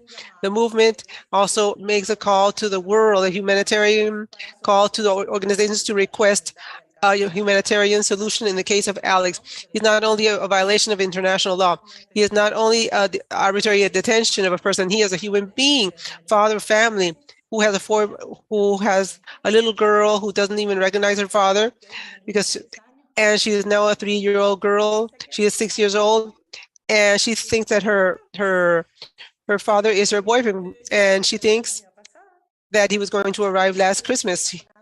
He is like a candle whose light is dwindling. The U.S. government doesn't say anything. His lawyers have sent more than 20 letters to the authorities of the U.S., and there's total silence by part of the U.S. government. So we need your support, your full support, and of those that are noble, to make visible this cause and to be just and fair so that the situation change. Thank you very much. Any questions? I wanted to leave here a document on the table, which was a provisional measure by human rights. We also have another document, for example, the mandate of the work group with respect to the arbitrary detention of William Saab, where they urged the government of Cape Verde, and of course it was totally not taken into account.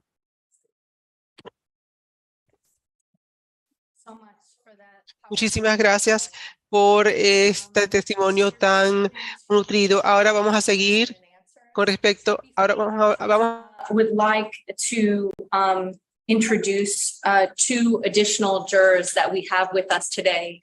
And I'm very sorry for missing them earlier. Our situation today with the Zoom and in person has led to this oversight.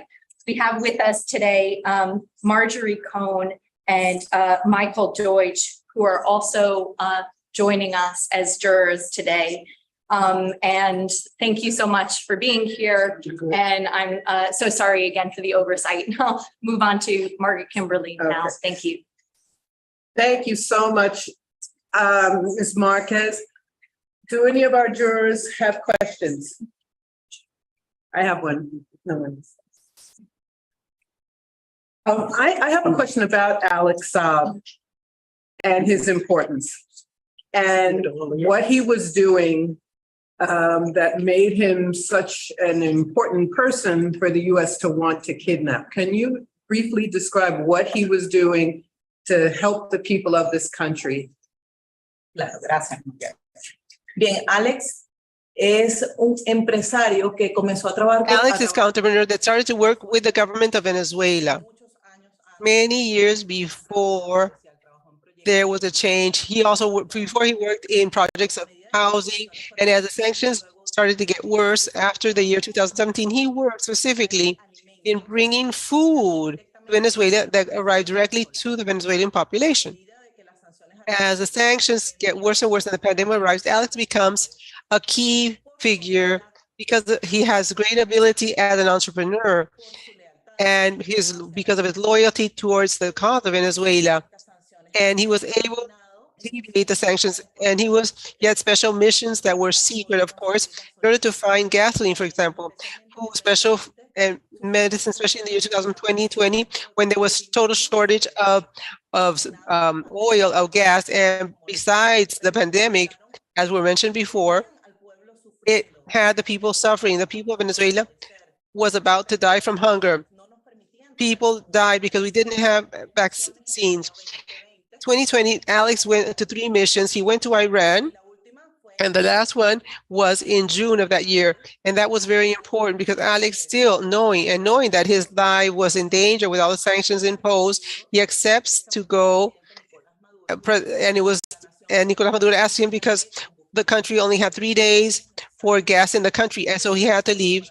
And of course, it was necessary, for example, for ambulances, and he decided to go to Iran to get fuel, medicines, and food to make an exchange of gold for this. The United States then did a follow-up of our diplomat for some time. They were following him, and they orchestrated a plan where Alex is not possible to land his plane in any other country because he wanted to go into Algeria, but they were denied that, and they take him to Cape Verde because they're in Cape Verde. They could go ahead with the kidnapping and his detention and his kidnapping.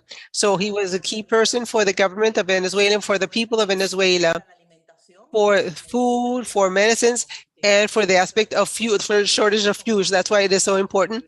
As he mentions, he was a key man, and they needed to have it to see how to achieve it. That's why they wanted to he was able to dodge the sanctions and achieve the goal of bringing what was necessary to Venezuela. Thank you. Yes, Sharifa. Thank you for your testimony and your courage, your persistent expose of this crime against a political prisoner. We know all too well in the United States how political prisoners are not only demonized, but also suffer the consequences, and even the worst consequence, which is death. We just recently said goodbye to our brother Mutulu Shakur, who is the stepdad of the rapper Tupac Shakur. He was a revolutionary. He was in prison for almost 30 years. And because of the movement, he was able to be released just weeks before he transitioned.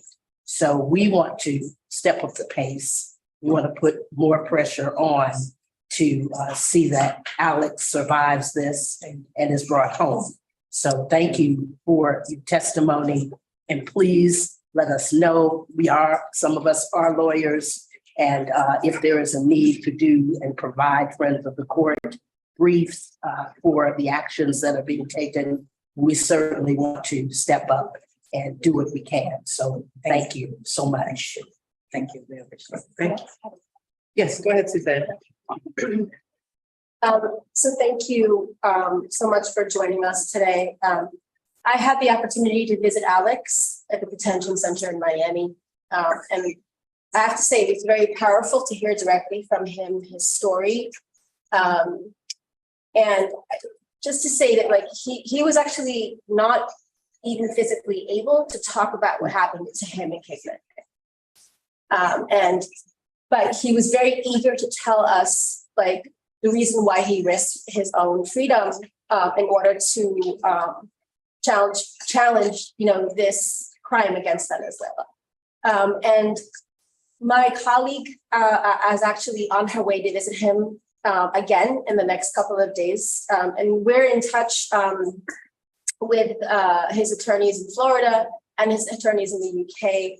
And we just want to say that, we're not doing anything actively except solidarity, but if there's any way that our legal organizations can support the demand for a consular visit, a demand for a family visit, and for a Red Cross visit, that we're ready to do that. Thank you. That will certainly help us. Thank you very much. Thank you.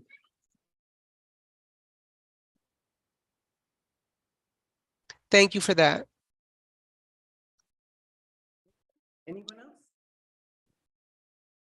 And I wanted to ask one question. Is there news on a trial date? Does anyone have any updates on the process, the legal processes? Sí, en marzo de este año. Yes, in March of this year, they introduced a document of appeals to the Circuit 11 in Georgia. And only in July was it that the 15th of June that this was received. That is, the Tribunal of Jonas received that appeal document, and from there start to run the time that the Department of Justice then present their allegations in order to respond to that appeal. We are in that process and we are waiting. Up until now, there is no day to start the trial, his trial in the United States. Yes, the trial of appeals with respect to his, what we're appealing is his immunity, his diplomatic immunity. That is what we are appealing, but a date, there is no date yet. Thank you. Muchísimas gracias a los dos.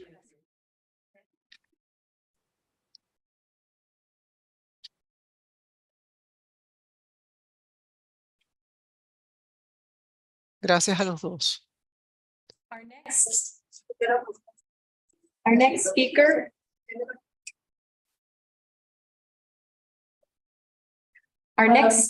is Laura Franco from the organization. Oh, no.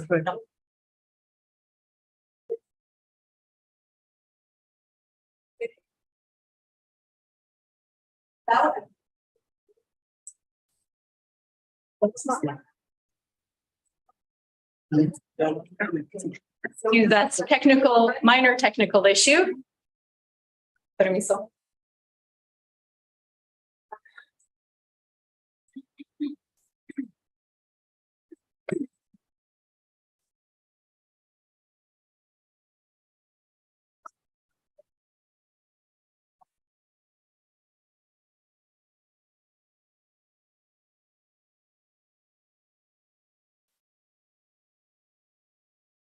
Next up, we have Yoamari Franco, who is licensed in chemistry and a doctor in technological chemistry, an activist and defender of human rights of women, and a militant feminist.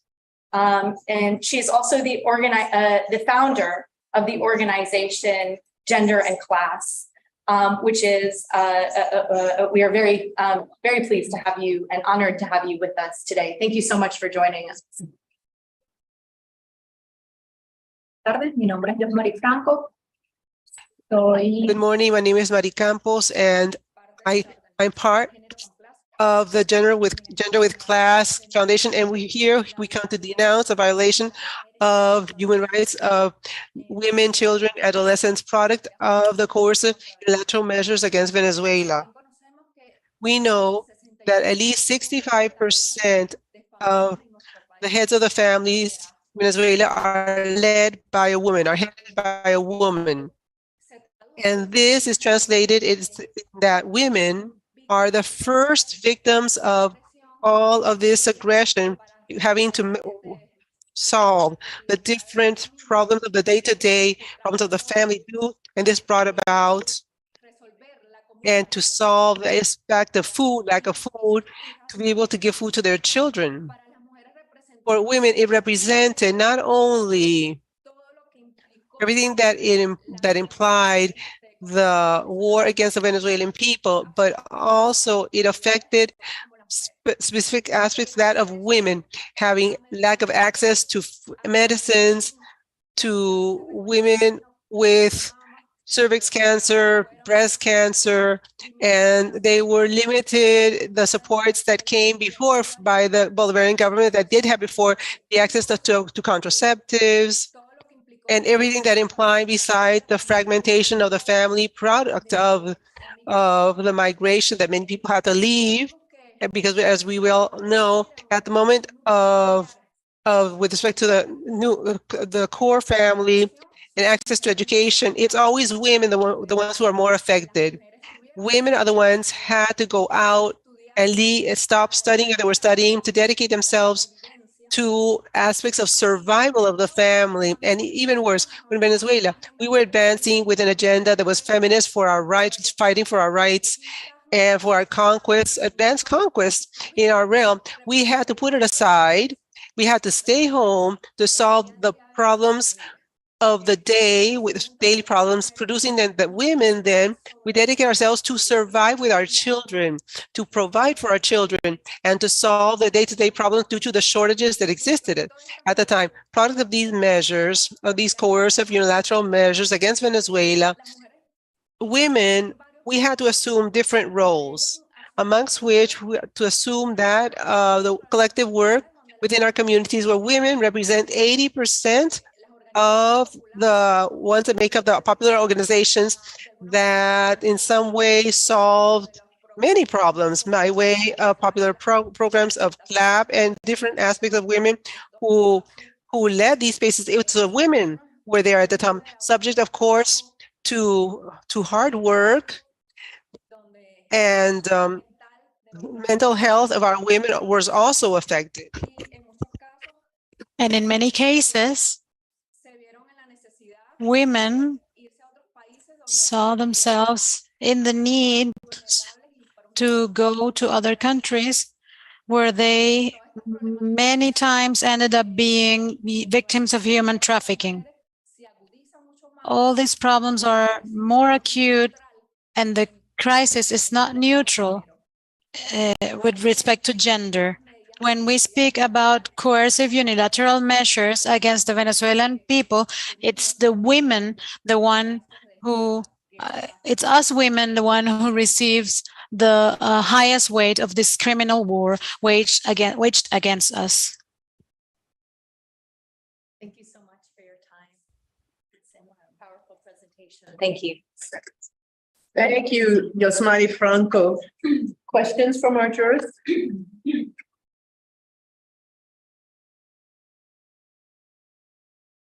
I have a question about immigration, which the U.S. is encouraging, taking some of the best educated people away from Venezuela, enticing them to the U.S. What effect is that having on women and having on your country in general? Bien, en un porcentaje muy alto estas familias donde las mujeres y los padres. Well, in a high percentage, these families where mothers and fathers had to leave, the children were left with family members. Sometimes those were people who were not close to the children, and this has fragmented the Venezuelan family and put at risk the education of our children.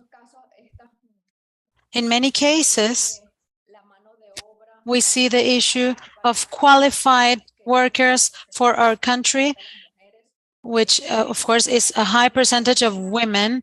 And when these workers, these women who are qualified, they leave the productive sector of our country, and we lose that power, that mental capacity of our men and also of our women and also men. And it is a huge problem for the Venezuelan families, the fragmentation, because many of them have had to leave, and the families have had to survive using transfers of money and suffering many difficulties because their families now are smaller.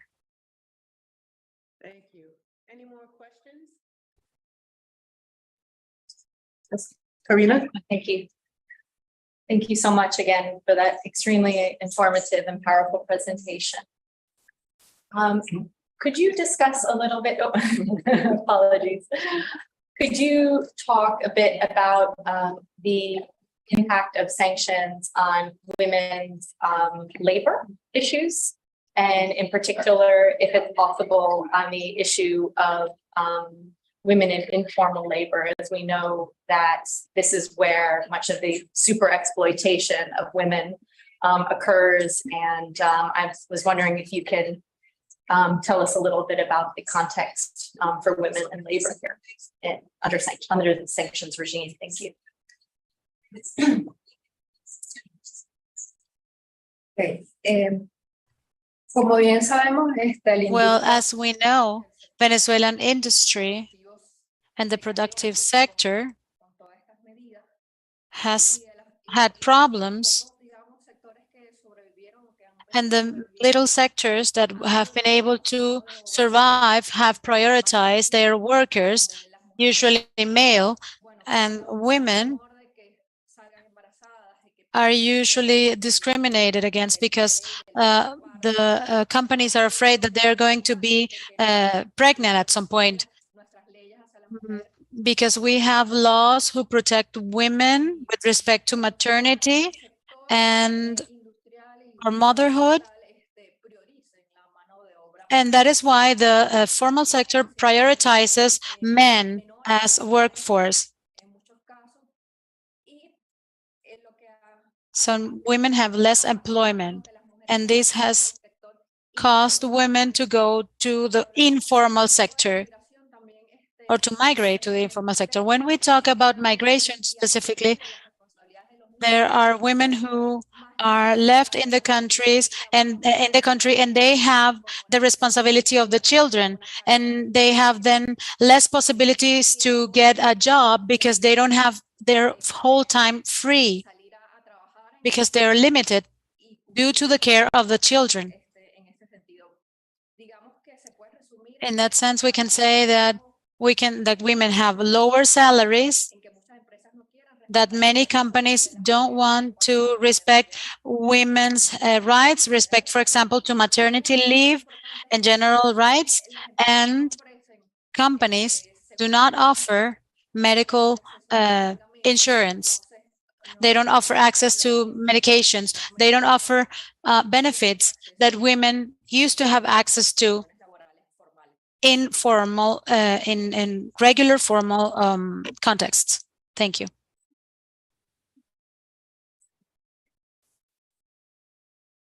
Yes. Okay. I have two related questions, and I reckon that this will be recurring questions on my part. Apart from given the impact and the effect of the sanctions on particular sectors of the Venezuelan society, what specific responses or resistance or solutions specific to your sector, to the women, have you undergone or plan to do? That's the first question. And second, what do you want this tribunal in the concrete to do? What has not yet been done so far?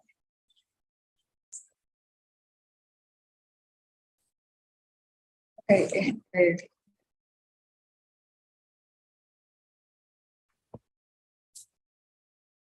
Okay, desde el movimiento de mujeres venezolanas. From the Venezuelan women's movement, the way out that we have found is organization, popular organization. From the most popular sectors, the communities, the grassroots, we're organized to look for collective solutions, because we realized that isolated at home, solving individually the problems, it was impossible to do it. it was impossible to deal with this problem from individuality. So women have been organizing, and one specific important point would be to rescue what was new businesses in Venezuela. 70% of it were women, and it was a way out faced with the crisis. Women saw an opportunity to create networks for small businesses from their homes using their abilities. So currently, we have been retaking some of our more organizational aspects or spaces, and at those point, at that time, it was popular organization what helped us. And for us, it is important to denounce from this space the violation of human rights of women produced by the coercive measures against Venezuela. And we want to make it clear that there was that this meant a step back in our rights, and we need to be acknowledged in the problems that this created for women and for our mental health, because this made women's rights go backwards. Thank you very much.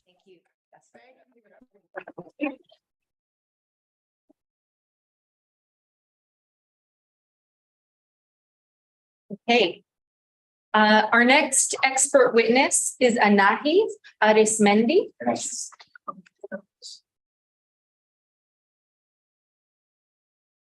Anahi Arismendi is a journalist with a master's degree in human rights from the Universidad Central de Venezuela. She is an activist for the human rights of women, children, and adolescents. She is part of the national coordination of the Bicentennial Women's Front 200. She is the author of the book Infancias bajo asedio, impacto de las medidas coercitivas unilaterales en los derechos de niños, de niñas, niños y adolescentes, caso Venezuela del 2015 al 2019. Infancy under siege, impact of unilateral coercive measures on the rights of children and adolescents, case of Venezuela from 2015 to 2019. Thank you so much for joining us today. Thank you. Bueno, gracias a todos. Welcome again to Venezuela. Un abrazo, gracias por estar aquí. Vengo acompañada de la compañera Nubia. Thanks for your presence here. Welcome. I'm here with Nubia Marquez. She is also part of the front. And we would like to thank the effort that you have made to raise your voice for the most noble cause, and in this case, the impact of the unilateral coercive measures on our people and the peoples of the world. As you can see, I have been overseeing the whole legal framework. We would like to annex a consideration, which is the threat that the coercive unilateral measures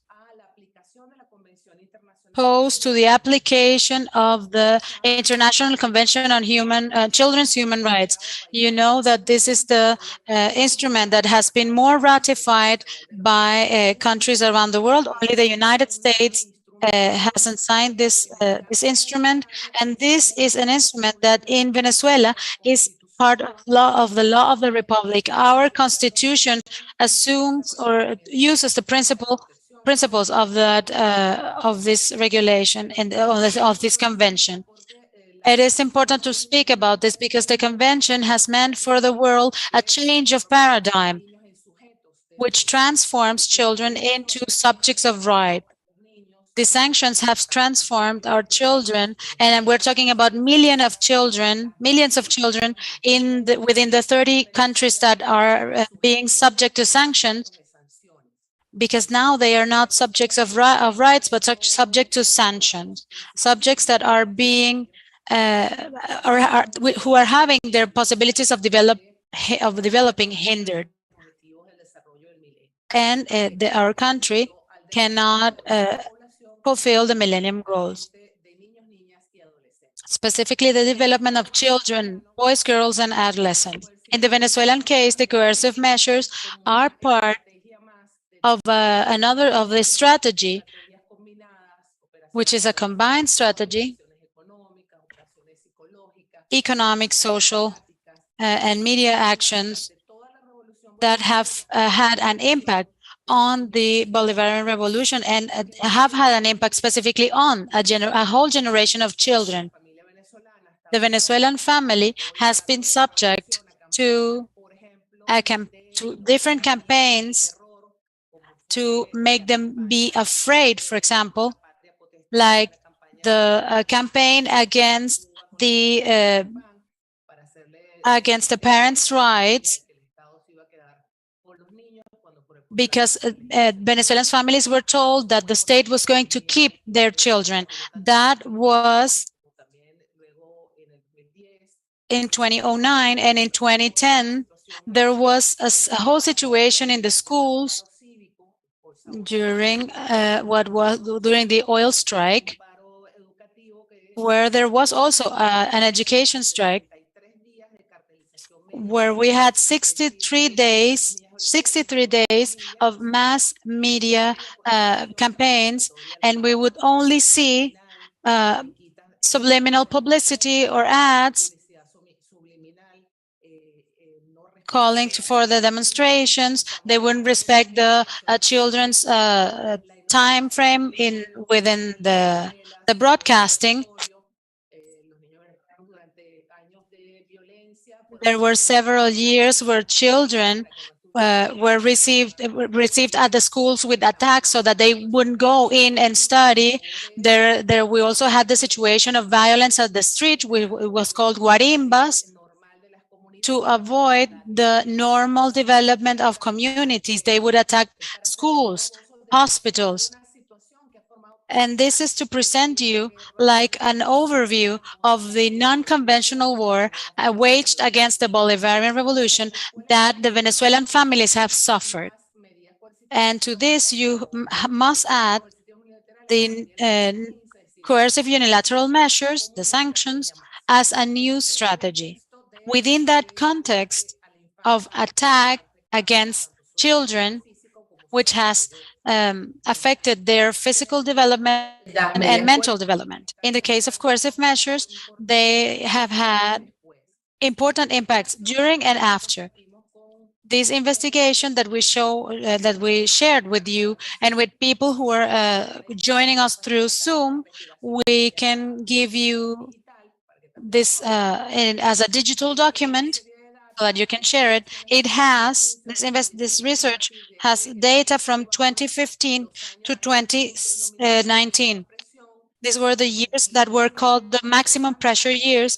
And in 2019, when the strategy changed with the proposal of a parallel government that was led by Juan Guaidó, with several decrees that attacked the oil industry, that made us reach almost a zero level for revenue for the country. And of course, this has impact on social policies. These measures have been qualified by UNICEF in a document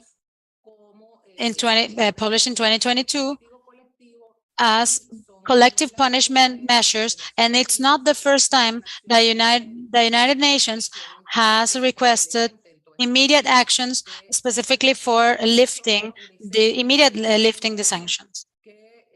They actually include in a document that the sanctions are having an impact that on the markets, on the consumptions on the markets, on the labor markets of all the countries where those sanctions are being applied. This was ratified by the Special Rapporteur, Alena Lohan, about the unilateral coercive measures, and Venezuela dedicates over 70% of its budget to social investment. But since the budget is now less, there has been an impact on the social programs. We can comment with you some of the topics, for example, the issue of right to nourishment. This is a policy against a sector of the population, which is the children. We see this in the different actions that were taken consecutively, and we have many examples, one after another, to give you the follow-up of the years. And they were able to impact the index of nourishment of our population. There was a reduction in the amount of calories that Venezuelans consumed. The sanctions not only have an impact on the specific point in time, because a child that is not eating properly at a specific point, that will affect his or her development. And if this child does not receive vaccines, for example, that will affect his health. In 2015, Venezuela had already accomplished most of the Millennium Goals. Since the beginning of the revolution, we had very good levels in our social inclusion policies, and all of this was affected or vulnerated due to the sanctions. In the Venezuelan case, for 1999, when the Bolivarian Revolution started, which was what was called the lost decade for Latin America, we actually needed to create a new category for the poor, because the levels were so low that we needed new categories, new categorization. And then we saw an improvement in food security from 14.9 to 2.8. And this is a trend that we have been seeing until 2015, when the unilateral coercive measures, and then we see an increase, a total increase of this level.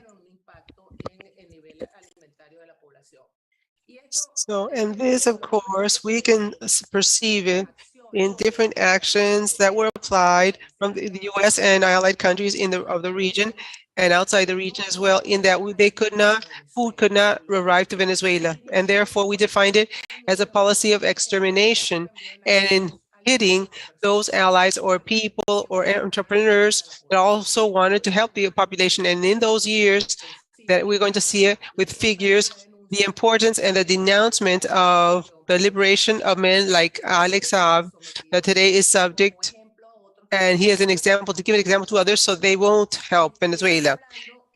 And this, we're speaking here then, that many of these sanctions, and we have to say it, they have been mitigated, have been stopped, shall we say, or halted, in part thanks to the popular organizations and to the social plans of the missions. In the Venezuelan case, the majority of the social policy are protagonized by, and especially the women, because the women, we are at the vanguard of Venezuela. The women here are at the top and fighting for women, and we are the majority activating all of the missions, amongst which are the special local communities of CLAPs, of women, of supply. Probably you haven't heard, you've heard the organization of population, it's or territory, in a voluntary fashion, more than 36 men and women that currently work for free in CLAPs to help so that food boxes or food bags are given to the people who need it. And due to the strength of this program, CLAP, which is that states and is an alternative of what was the beginning of the blockade to food, CLAP becomes one of the main programs to be attacked. And it is why that we share 3 examples. For example, in September 2016, 18 million food boxes subsidized by CLAP were blocked by the financial system of the U.S. 2018, the government of Colombia, that's why I say that, remember that all of these developments of the measures, there was also an operation between 2 governments today. They are strength in Brazil and Colombia, but at that time they were against Venezuela. allies of the U.S. in the past. And that implied that in the year 2018, the government of Colombia impeded that Venezuela, or at least passed through to our borders, 400 kilos of food destined for distribution through the clap bags or boxes. 2019, the market delays $1.1 million for the payment of food of claps. And here we're speaking also of hog food, which traditional Venezuela that is eaten here, thousands of tons of meat of hogs or pig's meat that is eaten here in Venezuela at Christmas. And so it was systematic. There were actions that were systematic against Venezuela with respect to economy, especially food. Now there's the national seeds plan. There was a decrease in the budget for the purchasing of seeds because our oil industry was attacked, and this also then impacted the import of seeds and food that we needed. Now, this meant an impact in the aspect of food for children, good food for children, their lack of nutrition, and it also impacted the CLAP because of the 90% of the milk and powdered milk and the cereals came thanks to CLAP. And along with the CLAPs, then there were their fairs, food fairs, and food programs in schools helped to mitigate a bit what was a lack of food shortage, but it was very meager. Likewise, I have to state that as alternatives, I mean, due to the questions that I have heard here that you have asked, Venezuela also acknowledges our knowledge, ancestral knowledge, and of changing our patterns of consumption, and what has been also an important policy, which is the prevalence of the birth rates, where this is a country we have high indexes of women pregnant and breastfeeding. The majority of women in Venezuela, they breastfeed. There have been many types of initiatives that have started thanks to the sanctions. For example, there are issues, for example, with respect to health now. The kidnapping of Citgo, one of our main subsidiaries of PDVSA that has more than 10,000 gas stations in the United States, implied that the Foundation Simon Bolivar that had been created in order to address children and adolescents and adults as well who needed some type of a transplant of a liver or of a bone marrow, was not able to be done because when Citgo closed because of the U.S., then there was a suspension to these operations. So organizations of human rights, for example, and other ones, they went to the International Penal Court. A denouncement of more than 500 people in Venezuela were victims of blockade of financing for their operations of treatments that were suspended. And unfortunately, there were many cases. 52 children died. So they needed that liver transplant or that so there are 6 children right now in a hospital in Argentina, where the self-named president of the foundation by this interim government right now of Juan Guaido has decided that they're not going to continue with the treatment there, and they are pressing the government or the Italian hospital in Buenos Aires to put them on the streets. This is practically a genocide. This is like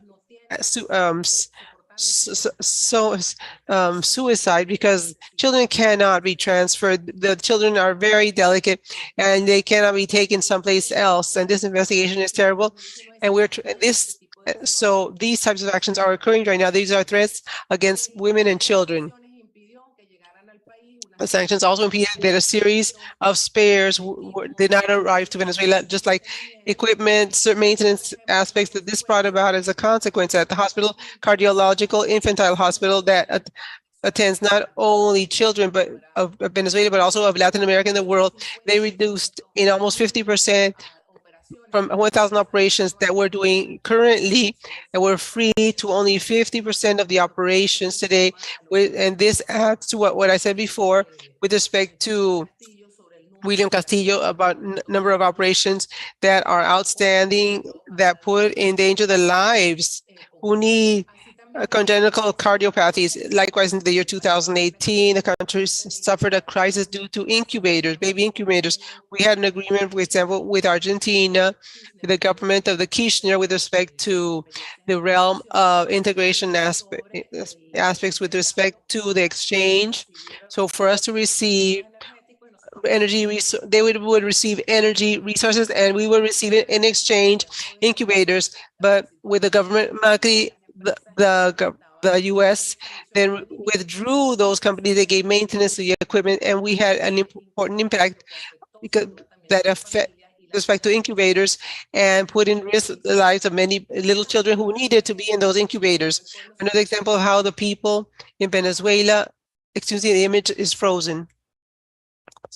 Excuse me, but something happened, but I cannot hear. The image is frozen on screen.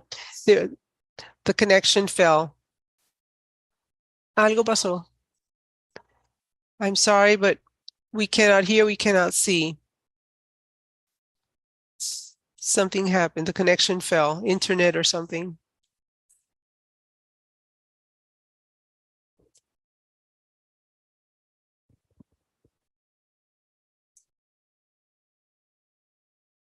Like the screen is frozen.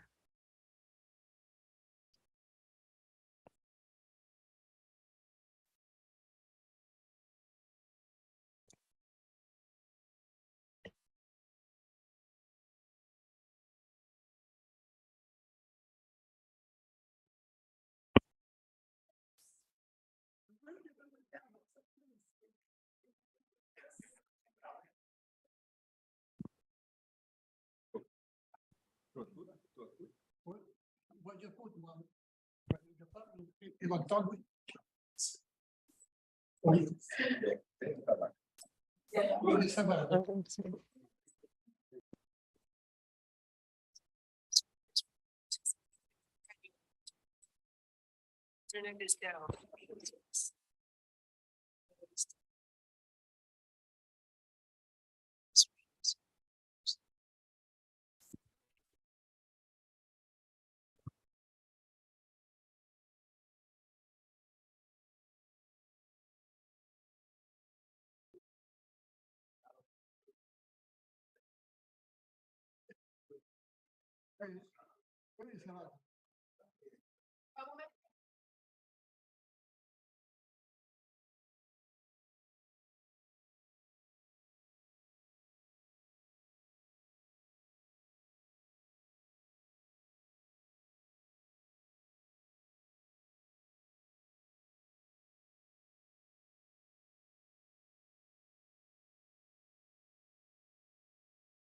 Uno, creo que hacemos esa. Ajá, podemos retornar, ¿se escucha? Sí, sí se escucha. ¿Tiene traducción? I can hear now. I can hear. Sí. Yes. We're on again. So, yes, we're on. ¿Todo el mundo escucha? ¿Sí? All right. So, as I was saying before, due to the situation that I just mentioned, scientific women, along with the Ministry of Science and Technology, with the armed forces, we started to investigate to see what were the needs of the parties that were blocked, and we achieved, thanks to national innovation that we have been applying in all of the efforts made in all realms, economic and scientific especially, to put in functioning all of the incubators, more than 1,450 equipments to review the digital equipment. We had to denounce in the United Nations. The rapporteur had to make a call to summon the calls of the U.S. to 10 digital microscopes that were necessary to have in the country, and they're very necessary and urgent to have in Venezuela to do treatments and to do operations, because there was this huge blockade with respect to maintenance. And that is how even that experience served. Yes. And that experience served afterwards, even during the COVID years, when we were sanctioned also and impeded that we received artificial respirators to rescue equipment and to work in order to have technological innovation for the, and all of this had an impact on children, the blockade, for example, so that the vaccines would arrive to the country. Blockade also almost 200,000 doses of insulin from Spain. Having the resources by way of the United Nations was difficult then, that the medicines would arrive to Venezuela. There were more than 16 pharmaceutical companies in Venezuela that left the country, that impeded that we could distribute it and to have it here or produce it here, and especially high-risk diseases and medicines. So there were many impacts with, for example, the issue of education as well, product of the blockade, the universities, because in Venezuela we have a great amount of public universities, and the servers were affected. They didn't give service of internet.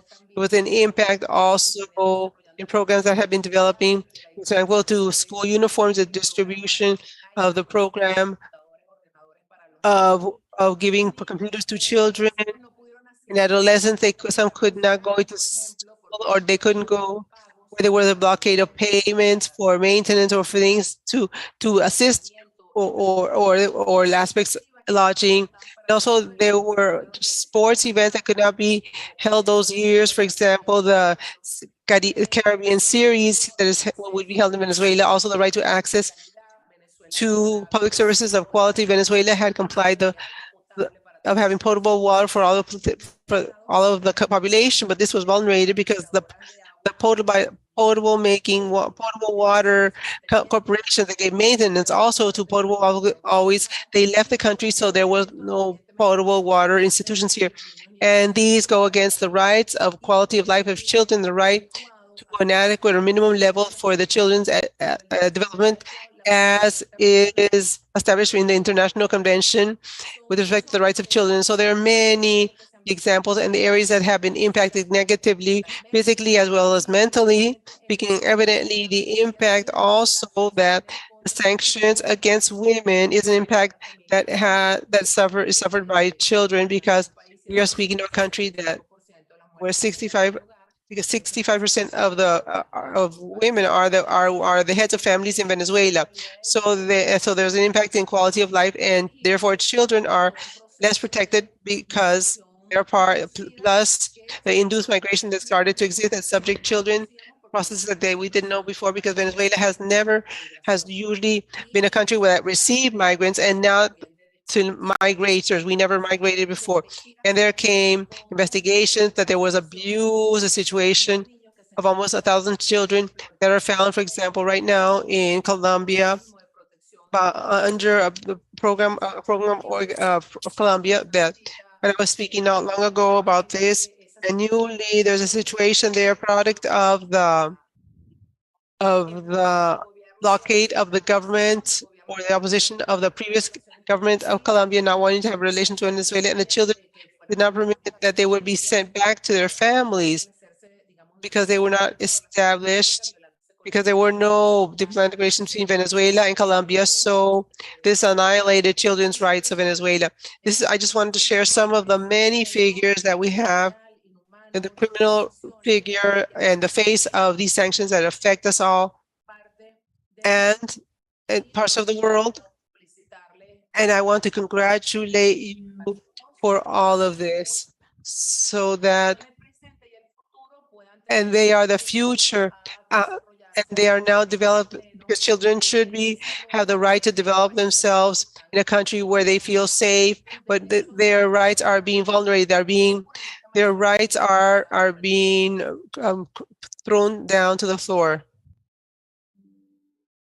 They are being harmed. Podemos continuar. Muy bien. Anahi Arismendi, thank you so much. And we will now stop for questions from our jurors. Do you have any questions? Adrian? Oh, you don't have a question? All right, I do. Oh, you do? Go ahead, David. She doesn't have. Oh. No, I understand. You understand? Okay, go ahead, David. Just say it in English. Yes. I'm David Paul from the Sanctions Kill Coalition and this tribunal delegation. I think you've already answered it, but the United States, as I understand, states that there are exceptions to their sanctions. They do not sanction medicines and food. But it appears that through the blocking of financing and purchasing these foods, that creates an incredible impact on the food available for the whole population, but especially children. That is the main mechanism that they prevent the food that children need here in Venezuela, is through blocking the financing and purchasing, correct? Sí, porque lo que pasa es que también hay ahí todas esas a veces las falsas narrativas sobre las sanciones, ¿no?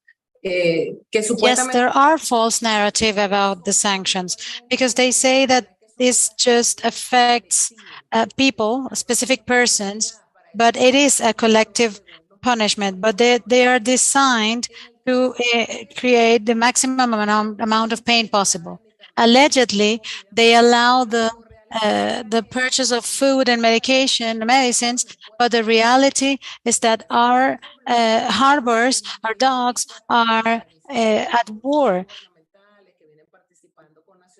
The effort that even NGOs have to do, and UNICEF, for example, the United Nations have to do,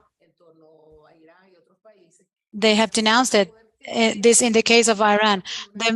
The way to make the food and medication reach the country is through third-party countries, and that makes it more expensive, and sometimes it doesn't even reach the country.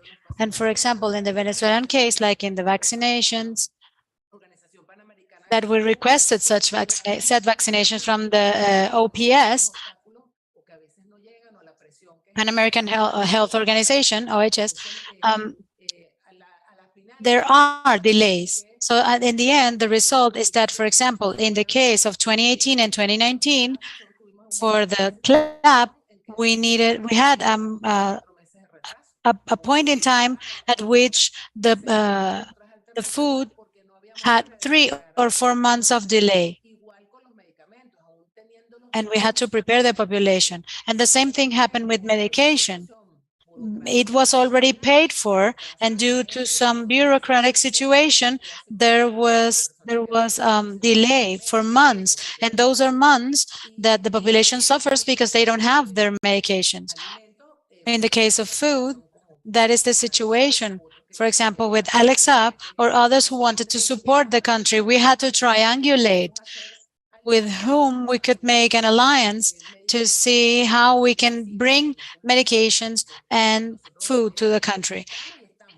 Because we were and still are under a situation of blockade. When William Castillo was saying that we are the second country and the third country that has the highest amount of vessels blocked and aircrafts blocked, and the second with most sanctions, why do they sanction vessels? It's not only to eliminate the functioning of the oil company, but also to block the ways through which food and medication reaches the country. Muchísimas gracias. Yes, Suzanne, go ahead. One of the countries that uno de los países case of actually multilateral economic coercive measures that were put on the country of Iraq in the 1990s. and that lasted for about a decade, and supported by Republican and Democratic administrations in the US. And that led to an estimated 500,000 deaths of children in Iraq for the same reasons that you have put forward, like lack of food and lack of ability to sanitize their water and lack of medicine. And Iraq had had the infrastructure to care for their children before.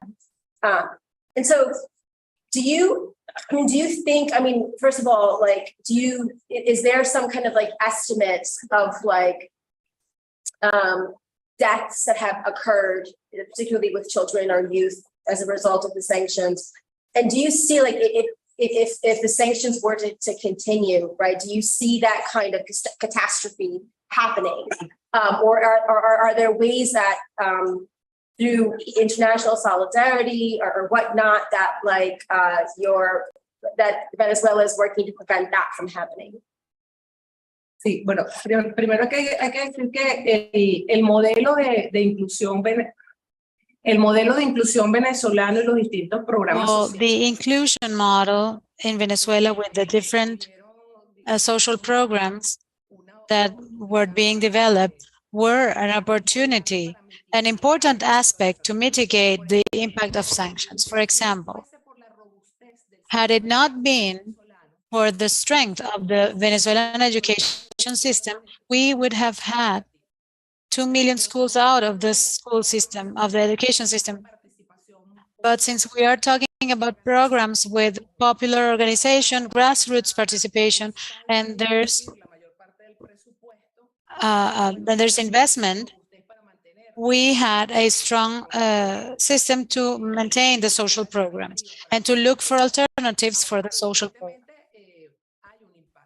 But of course, we have an impact. And this has influenced the politics, the policies of international relations of the country. We had a process of sovereign relationships with other countries, and that is how we had alternatives at some specific points. The whole relationship that we have with Cuba, in the case with the vaccines and with China, helped us during the blockade during COVID.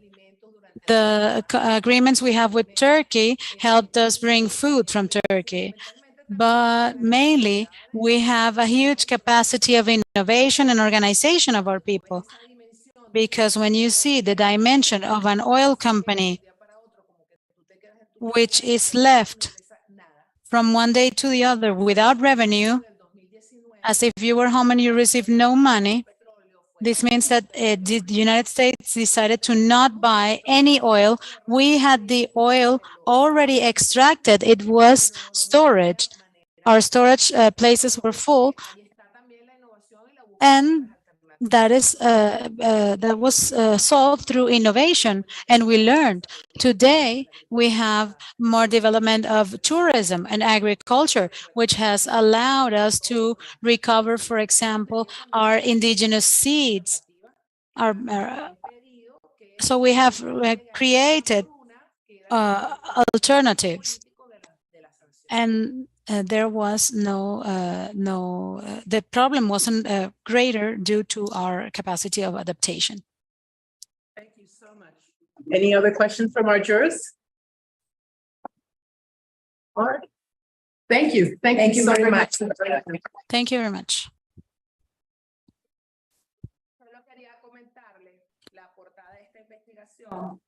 Estos son niños, este es un mural de un conocido muralista, pintor, activista, también latinoamericano, Osvaldo Guayasamín.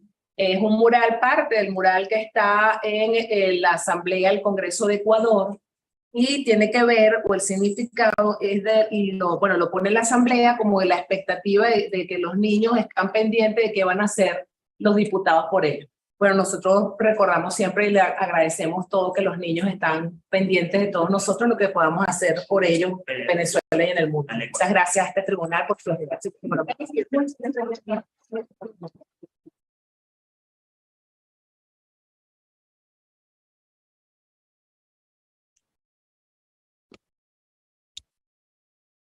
Thank you. So our next speaker, we're very lucky to have with us is Laura Franco. Laura is a lawyer and activist of the Venezuelan popular feminist movement. She is currently coordinator of exchange and cooperation of the Simon Bolivar Institute for Peace and Solidarity Among People. Thank you so much for being here with us today. Muchísimas gracias, queridas hermanas y hermanos del mundo que nos visitan y que han tenido este Thank you very interés. much, my brothers and sisters from the world. I thank you for closing this this journey of the People's Tribunal, visiting our country. And I know about the efforts that you have been able to make logistically wise, and you are overcoming this blockade, which is also a media blockade. And we know that information that comes from our country to the countries that you represent, it's scary. And that many of you probably have received some sort of information or alert from your family or friends about your visit to Venezuela. And we would like to thank you for your bravery and your coherence, for being here and for coming to speak with the Venezuelan people and to hear the testimony that we need to give, that we can give. We are humble and speaking for millions of men and women, and we are receiving directly from them all the attacks that they have received, or the histories of the attacks that they have received. I would like to start from that point. It is not true that the coercive unilateral measures are a way to pressure the people who have directing responsibilities in the Bolivarian revolution and in the powers of the government. These measures affect the bodies and lives of all Venezuelan citizens in all of the territories of the country. No one, and we must say that this goes beyond class. No one is exempt of the negative effects that the sanctions create for their lives. We also want to say that we have talked about the unilateral coercive measures and the blockade, but for us, from activism and from the movement and from institutionality, because we as people are also part of the government. This is one of the characteristics of the Bolivarian Revolution. We have lived, and I think we have to talk a bit more about what we talk about. What we say it's a non-conventional war or a hybrid war. The blockade is the spearhead of the aggression against Venezuela, but the aggressions are multifactorial. They come in different shapes and ways. They have tried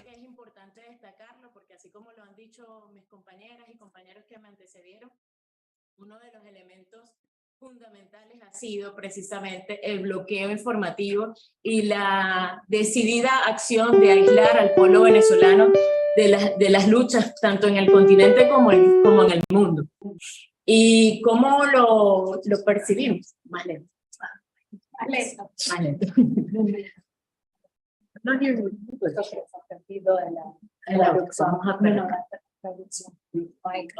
pero un momento. No hay We can't hear the English translation. Oh, no, Okay. Can you hear the English translation? Testing 1, 2, 3. Okay. Well, retaking the idea, I think that we are talking about a non-conventional war, a hybrid war, which has the same objectives as a regular war, because we have death, which is produced by this form of aggression.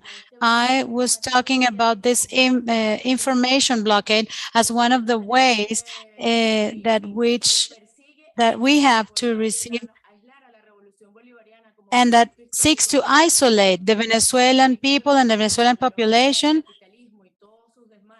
as a people that wants to be a different option to capitalism, and that is one of the key factors, because one of the narratives that they use to attack Venezuela, the Venezuelan people, and the political project that the majority of the Venezuelan people is supporting, and this is expressed in elections, 25 election processes. This means that the majority of our elections have been won by the people, supporting a government in which it sees an expression of itself and the possibility to overcome all the adversity that the capital system creates. This way to block Venezuela in the media is one of the aspects, the most critical aspects, because it's very hard for us to talk about the Bolivarian process, to talk about our political ideas that we have decided to, from our sovereignty, to move forward towards socialism in the 21st century. And this has made the narrative of the mass media to be based on lies, on fake news. Most of the information on the Bolivarian process is fake. I wanted to use this opportunity that the tribunal is giving me to talk about the form of aggression that is to say that the Bolivarian government used social policies and that now these policies are now neoliberal. They have changed, and that they are now neoliberal, and that they go against the Venezuelan population. I would like to use this space to denounce this lie that the mass media imposes, because due to the non-conventional war in Venezuela, we have had to take emergency measures, and we have had to move towards a war economy, which implies within the economic and strategic plan of the country to prioritize the main topics that the government needs to take care of to guarantee the life of the people, to guarantee, as Anaí said, that there is no hunger, to guarantee that there is no conflict that takes us to a civil war, a war that would guarantee the intervention of the most criminal empire of the world that feels that it is the owner of the world and that it can intervene when there's a domestic problem in every country. This is what the history has shown us and demonstrated us, and this is the objective, the political objective of all this strategy, as was said in Allende, in Allende's Chile. They wanted to make the economy cry or scream. The idea of that is to create domestic conflict. And we want to say to this tribunal that Venezuela is a territory of peace, that Maduro is a president of peace, and that here, even though there are aggressions, even though we have had different ways to attack the Venezuelan population, and due to very special situations, they have never been able to manage to do that. And the Venezuelan people is a people that wants peace and supports this government. So this is one of the specific points that I wanted to talk about, to call upon to your attention. And a war economy means that we use all our efforts, as we have done in the past, and we continue to do as people, as government, and armed forces, and the whole Venezuelan institutions, to guarantee the food for the most vulnerable populations. I would like to highlight here, as the previous speakers have said, the vulnerability of women, of poor women, of Black women, of migrant women, and women who are sex diverse, people or women who have different capacities. This is an aggression against Venezuela, because we are the women or the women are the builders of this new source of democracy, of this new political form to build our participative democracy, because we are the protagonists of this process. We have been building this process, and this is a program that leads us to a communal state that allows us to improve this capitalist state that we inherited from the past. So I wanted to tell you, all of you who are here to receive our testimony, that it is very important also to denounce the way of aggression that the mass media, the hegemonic mass media has against the Venezuelan people, the intention of isolating the Venezuelan program, because it is also one of the strongest tools. That is why Venezuela and Cuba have so much solidarity among them, because we understand that we are Bolivarian, and we understand that there's a Bolivarian peace diplomacy that is exerted by the people, and in that sense, we have never let them isolate or block us. So I know part of the tribunal comes from the U.S., which is the government that is the main creator of this strategy, together with the European Union, because they are not alone. But we would like to denounce the promotion of migration of young population, Venezuelan population, to the United States, imposing a model, a fake model of American dream, that we know that the American dream that we see in the mass media only happens for a minority, a white minority of high class, but does not exist for the majority, not even for their own citizens. We have received reports that there are more than 60 million poor people in the United States. It's a working class which is suffering at the belly of the beast.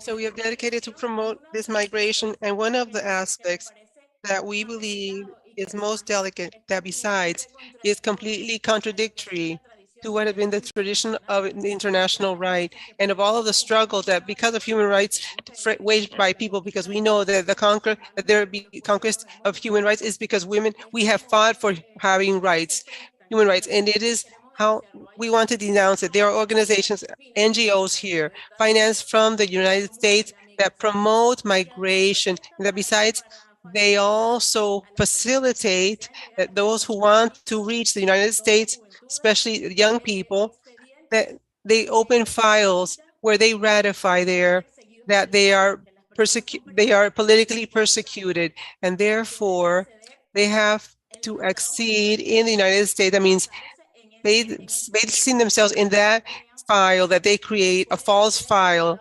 They can have access to the United States, and they can ask for political asylum. This political asylum, which is a political asylum for those who struggle, for those who face true regimes that are oppressive, the true dictatorships. It has served as a support to that population. In the Venezuelan case, it is being used, and it is totally wrong, and it is misused with this narrative that justifying that here there is a government that oppresses and does not guarantee human rights here in Venezuela. So that way that is so easy and given to Venezuelans who leave the country and go to the States and giving their full support. We have seen images that we don't see with the rest of the migrants of Central America, of Latin America. Even the National Guards of the guards that give support to the Venezuelans, they just come to the past them because they have to be, because they come from an oppressive regime, and they are given special treatment. It's part of this campaign, this smear campaign against Venezuela, and that it is excellent for this part of the population, for this part of the migrants. Yes, there are those exceptions. If you are Venezuelans, that they can come immediately in the country because they give them political asylum, and they have to sign all these papers. So, brothers and sisters, you who are encompassing and writing up all this information, we are sure that the results of your report will be resounding in the support that we are requiring as a people from you. Here, it is not an issue of defending a government. What we want is to defend a people or population that is victim of a process which is criminal, of sanctions and of blockade against it. The only thing that we have done is say we are sovereign and we want to advance towards a process to our own way of government, of our own way of sovereignty. That is the great crime of Venezuela. So I leave it.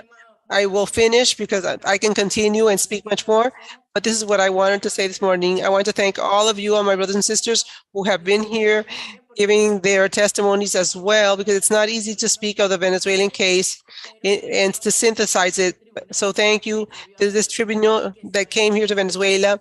And of course, purposefully, I believe that if most Americans knew that sanctions meant little children dying because they didn't have the right medicine or medical equipment, they would oppose it. But they worked together recently, before I left, had a story about Venezuelan migrants. They never mentioned the blockade. They never mentioned the damage that the US has done to this country. They never mentioned how the US is encouraging people to leave. And that is unfortunately how people in our country are misled about Venezuela and about the rest of the world too. So I just wanted to say that before I asked our colleagues if any of them have questions. Yes. Wow, thank you. You're on fire again today. We saw you on Wednesday and you're back with so much fire and inspiration. I listened very intently to some of the victories, and I would like to know what your best strategies are for succeeding with people's campaigns to awaken people's consciousness and move them to the point where they want to make revolution. And the second piece is, what's the state of solidarity and unity with the trans community? I know that in the United States, Black trans women make up the largest group of murdered women. And just would like to know what steps are you all taking to address that issue and to educate those who are allegedly heterosexual, not diverse. How are you dealing with those issues and sending messages to you?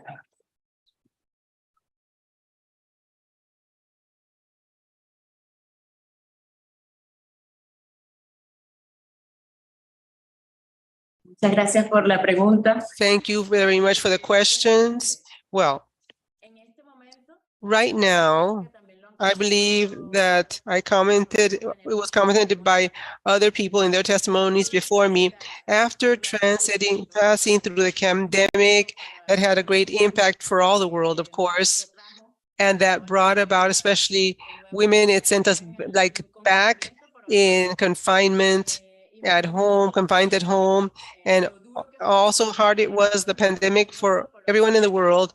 But imagine the peoples of us who have to live it within the framework of a blockade. So it is a higher level of impact, negative impact on our life. And that has caused, in turn, much demobilization, demotivation amongst women, and something that we are always, from the movement, we are always alerting and propitiating in debates, because that's the objective. The main objective is to demoralize us, that we stop believing in the project that we are creating.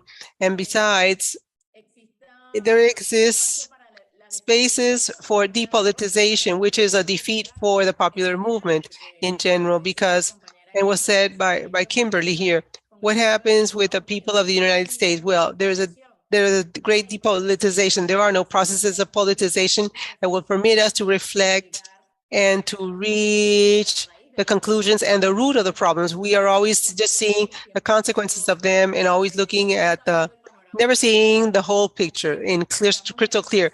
Here we are in a process, though, of recomposition of our forces. Even more, we have retaken a strategy called the 3 R's, to reactivate the movement, to repotentiate the movement. That is to say, that we are again finding that we're to be militants again, that we all go to the streets again. And that is where we have a task, which is fundamental from the movement of women's and all different sectors, to continue to denounce the sanctions and the blockade. I commented before that in times of the presidency of Donald Trump, it was much more concrete and clear to denounce imperialism because Donald Trump assumed the aggression to Venezuela from his own voice, that he said that because he himself said that all of the ways of training are key. My sister mentioned here that how do we organize to respond to the crisis? Well, is that it never has been an individual response. It always has been a collective response to it. We see ourselves like the person suffering next to me is my pain too. So we respond collectively to things as a group. So we have many structures that we have created, but the most resounding ones and the ones that have greater weight and are important in our day-to-day are the organization of communal councils and the communes, our response, a way of self-government, of helping ourselves as a group. It has expression all over the country, means they are everywhere, and that it is a way of participative protagonic democracy that does not depend on electoral processes only, even though it has its own electoral processes, but they don't not depend only on that. The democracy that is lived there is the democracy of the majorities, of the assemblies, of the way we decide. It is our process, it is our project, and we debate of what are our difficulties as well. That is a political tool that we have, a legacy of our commander, Hugo Chavez, who taught us what were the mechanisms and how was it that people has to have a tool and has to be able to assume leadership of an important process and historical process as it is. So these are processes of permanent training, formation. The feminist movement, for example, has had many struggles, many fronts of struggle, especially in a context as adverse as the one that we live. The feminist movement then is seen as a strategic ally of the sexo-diverse movement because we face a common enemy, not only capitalism as a system of oppression, but also the patriarchy, which is a system of oppression as well, that attacks us systematically in a society like ours, the Latin American ones, where the chauvinism is so strong, where the conservatism tendency is very Venezuelan, and these are difficulties that we have to face. So always, we are struggling when we speak of human rights of women. Also, we see our sisters, trans sisters, because we also realize that for us women, if it's difficult for us, it has always been women difficult, because for transgender women, is much more difficult for them to live and survive. That's why we have to include ourselves in that battle. We also would like to take this tribunal to say that all of Latin America, I believe the world, because the United States, for example, does not escape this. There is a great advancement made of these conservative sectors, anti-right, that are bent on taking away our rights and all of that of sex diversity as well. They want to eliminate this, and this also affects Venezuela. It also affects, because we see and we are solidary with the women in the U.S., is how to revert that aspect, to interrupt the birth, that is to again start with the abortion. These are rights that are being reverted. But we believe that it is fundamental also to see that advancement that is conservative right tendency and those anti-right one is also an advancement of capitalism and imperialism. It is not divorced from that phenomenon, because if not, it wouldn't be that easy to distribute it amongst the great mass media to make all those campaigns. It wouldn't be able to be so powerful in some sectors. We have an example which is terrible of what happened in the government of Brazil, of Bolsonaro, the previous president of our people of Brazil, where that advancement of these sectors was serious for the human rights of women. Yes, it is in our agenda of struggle. It is on the agenda within our agenda of guaranteeing of rights in Venezuela. Of course, there's much to do with respect to human rights of all of us, because we also denounce to this tribunal the dark period that we had to live between 2015, as are registered in all studies presented to you here to this tribunal, and 2020, during the period of the National Assembly, where sprung out Juan Guaido as the alleged president, a self-named president that did so much harm to Venezuela. The National Assembly had a period of recess then, which is intended during all that time. That means that our advancement in human rights and against human rights was stopped during the legislative process, and now we are revisiting it. That means we have to take with force and continue force the topics that are still outstanding to advance for more rights and acknowledge that this community of our country is vulnerable, and even more so in the framework of the sanctions. Thank you so much. Muchísimas gracias.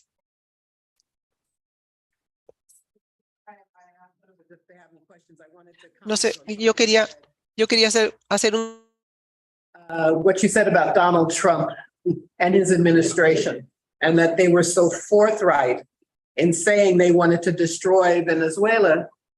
But the reality is, these policies are bipartisan.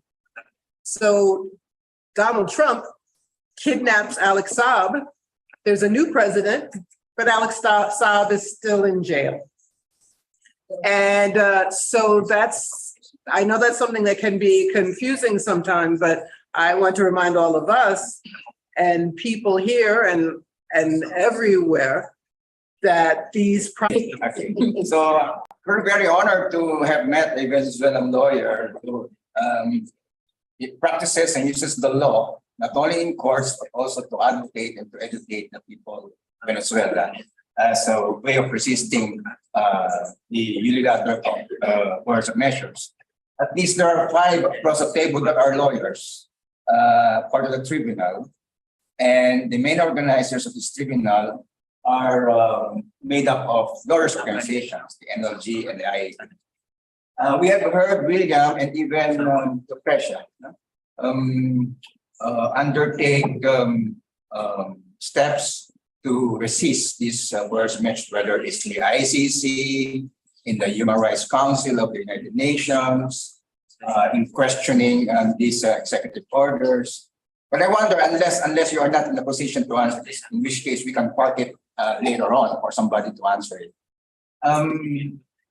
What do the Venezuelan lawyers, in particular, as a group, not that we are the superheroes here, no? We're not saying that at all, not at all. But what do the Venezuelan lawyers do as a group to contribute to resisting this coercive measure? Because one of the prospective steps of this tribunal is to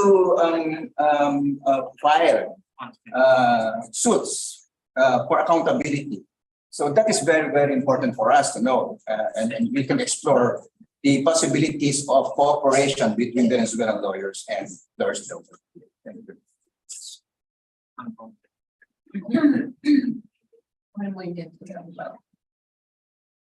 Sí, fíjense, hay una acción muy concreta que lleva There is a concrete action taken by the Venezuelan state of denouncing to the International Penal Court as crimes against humanity. This not only was made by the Venezuelan state as an institution, but also we did it, that is organization and social movement as well. We have a company that is, I tell you this because I'm a lawyer, but I am also a militant lawyer, feminist, and we have prepared ourselves as a feminist lawyer, and many of the aspects that this tribunal has been made known have been reports that we have presented vis-a-vis that instance, that body, because for us, it is very important that we acknowledge, just as was acknowledged by the United Nations, the Court of the United Nations, that the coercive measures are an aggression and disproportionate measure for the peoples, and that this aggression has consequences that are serious for the life of people. So the interesting part of this denouncement of Venezuela in these instances is that it has not been only done by the government,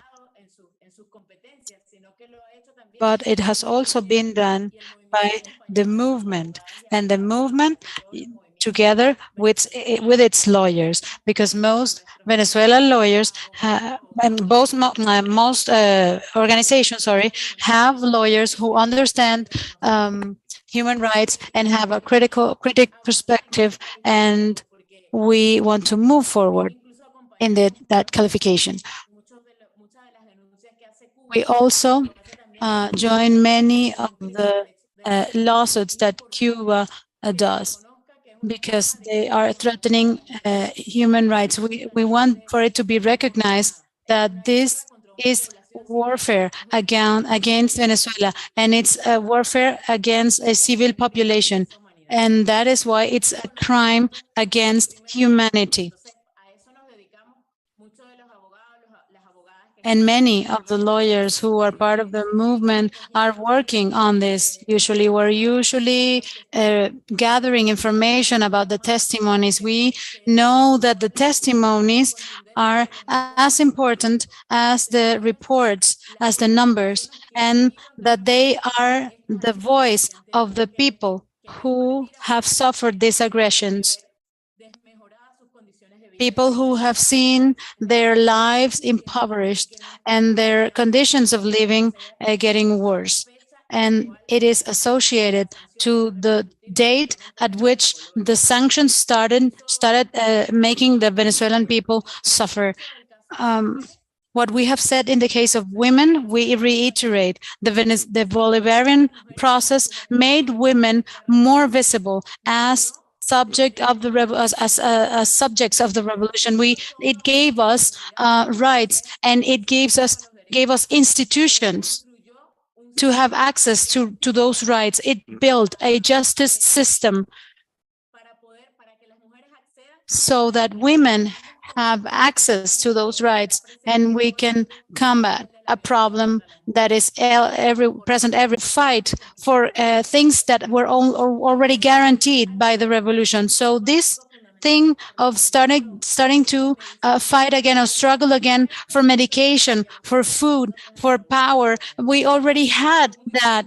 This was already conquered during the revolution in a very, very short time frame, between 1999 till 2015, when we started seeing the impact that makes us go back or backwards. Today, we can say that we can say proudly that these women are looking for alternative and that they keep struggling. And this has been a very creative process, the resistance to the war. And this has taught us important lessons for the Venezuelan people to guarantee our sovereignty. We have taken a quantum leap in the way we organize ourselves, in popular organization. And of course, this is a step forward, because in every crisis, not everything that we can talk about is a negative. There are some specific aspects with respect to the heroic resistance of the Venezuelan people, which has made us take a step forward in defense of our land, which belongs to all of us. Thank you very much. This is a really powerful note of resistance to end the first portion. We still have one video, so we're not completely ending, but our first portion of expert witness testimony. So thank you so much for that powerful presentation. So we will have one short video, and then we will move into a break. Our video is with an interview with a doctor who we had the fortune to meet on Thursday, Thursday morning, and then we will move on to a 15-minute break. And this video is with an interview with Dr. Isabel Ituria and her team. Dr. Isabel is a Venezuelan cardiologist. She was director of the hospital management of the Ministry of Health between 2004 and 2006, and is president of the Children's Cardiac Hospital.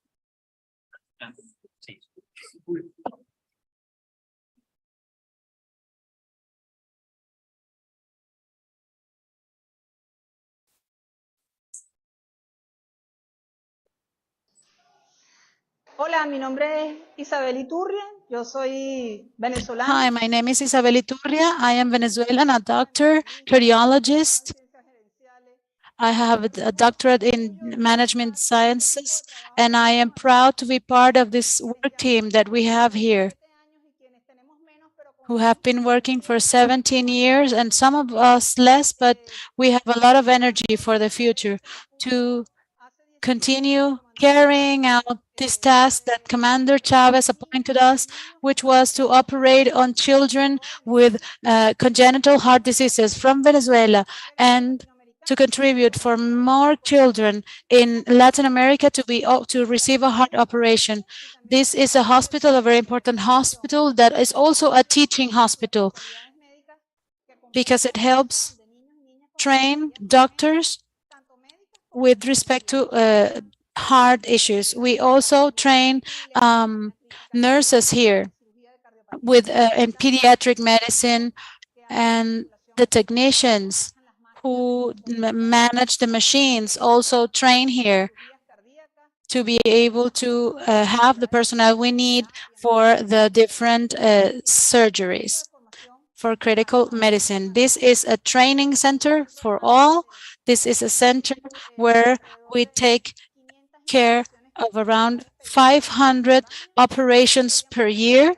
We used to be able to do around 1,000, and these 500 include around 400 cardiac surgeries, most of them with extracorporeal circulation, and this allows us to answer to almost the total of heart surgery that is done for children in the country. We have suffered the criminal blockade, and we have been able to watch its impact on the people, on the lives of people. We have had problem to get the supplies, from the most general supplies, like the ones for the air conditioning machines, to have adequate temperature for our ORs, which need to be imported from countries that decide that we should not be operating on children. And therefore, we have obstacles to bring those spares to the country.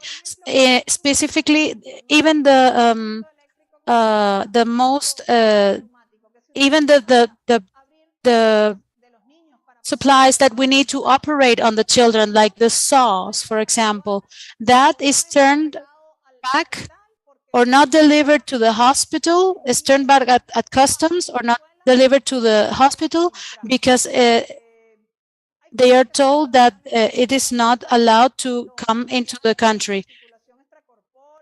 The materials for extracorporeal circulation, the suturing material, any equipment that needs to come from foreign countries needs to be to come to Venezuela through a triangulation, so that it in the end can reach the hospital, thanks to the effort of the President of the Republic, Nicolás Maduro.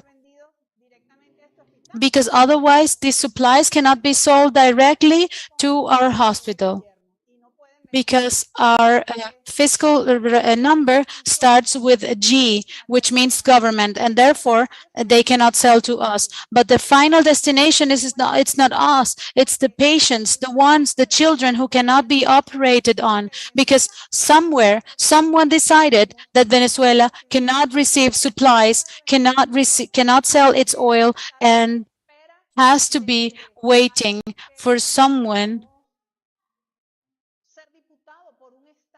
who was able to be a representative for a specific state, maybe with less than 50,000 votes, that was appointed as president by no one knows who.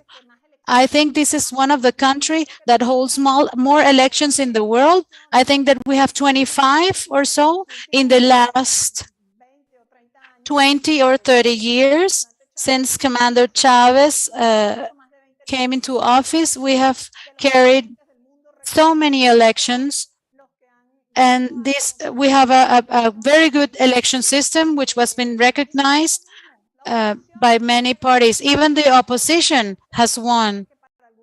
Even this person who we don't want to name won as a representative with that same election system. So, but back then, when they won the election system was good. But of course, when the opposition loses, then the system is bad. This is the type of thing that one cannot understand and cannot accept in this free, sovereign homeland of ours. We're not willing to surrender. We decide our government in elections, and we are an extremely peaceful people. We are extremely solidary. We are extremely open to others, but we cannot accept the violence of others. We cannot accept that those who lost elections are the ones who rule this country, and much less can we accept as peoples of the world that other countries can say what we are going to do and that they can hinder the functioning of another nation. The same thing happens with Europe. Europe blocked the access of energy to Russia and now buys it from the US at a very high expense, making their people suffer. Well, the same thing happens here. We operate on children. We have carried out 13,000 operations since this hospital began, and that is our work. I think that we are no threat to anyone. We are hope. What we are is hope for those 13,000 children who were left to leave this hospital already operated. Here, there are people who have different political opinions, but we all want for the children to be operated. They all want to have these children open their hearts, their bodies with a regular saw, with an operating saw that needs to be bought directly, and we all want for the sutures and the spare parts to come to our hospital. Venezuela has the money to pay for this, but sometimes we have to pay twice or three times the cost, and sometimes even if we pay, these supplies do not reach our country because they are held up in customs. Just because our country has been sanctioned by the Empire of the North, we want to say here that we are no threat, that we are hope. And in this homeland, we will not be defeated by hunger. Since Bolivar till now, we have learned that we own our own destination. If we need to re-sterilize the material, we will do it. If we have to save the needles, we will do it.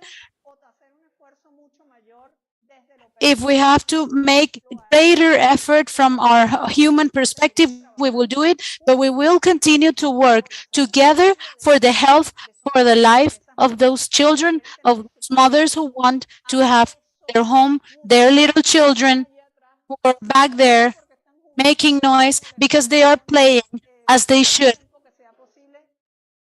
for as long time as they have to. And that when they have to go to another plane, it's not due to a cardiopathy that was not operated on in this hospital. Thank you very much.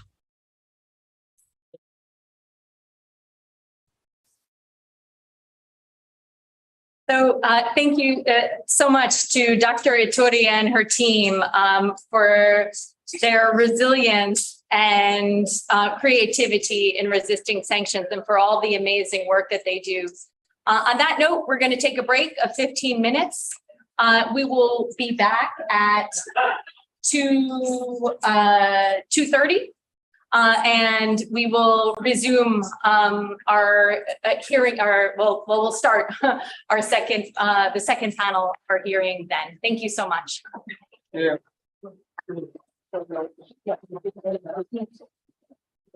Thanks.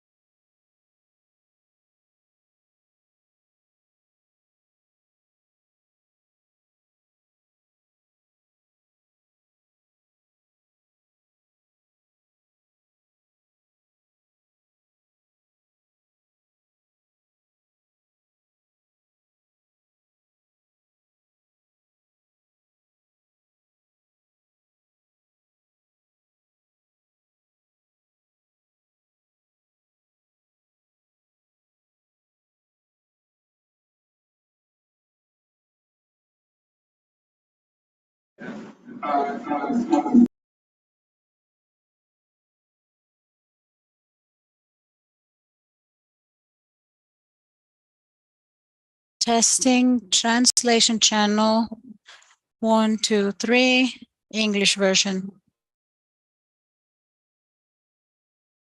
Testing English, if someone can confirm if they can hear us.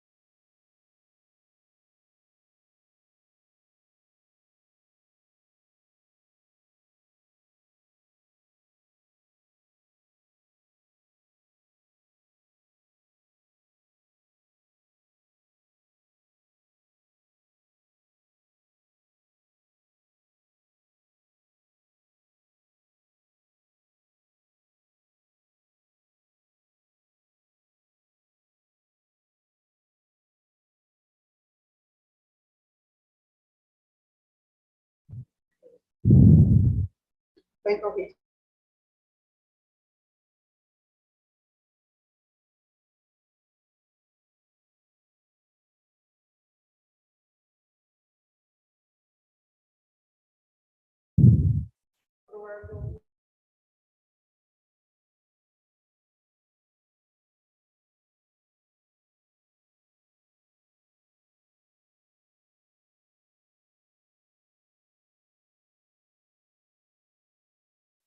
English, this is the English channel, the interpreter. Can anyone hear me?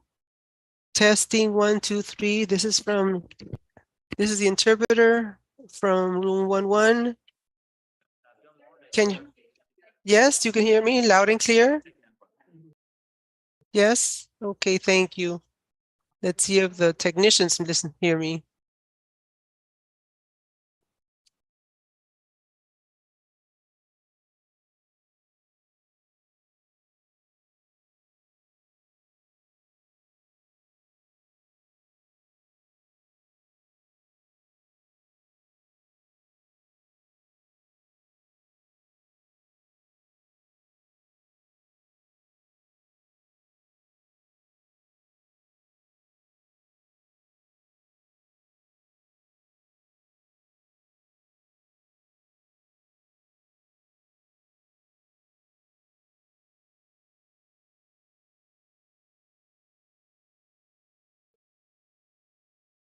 Okay, everybody.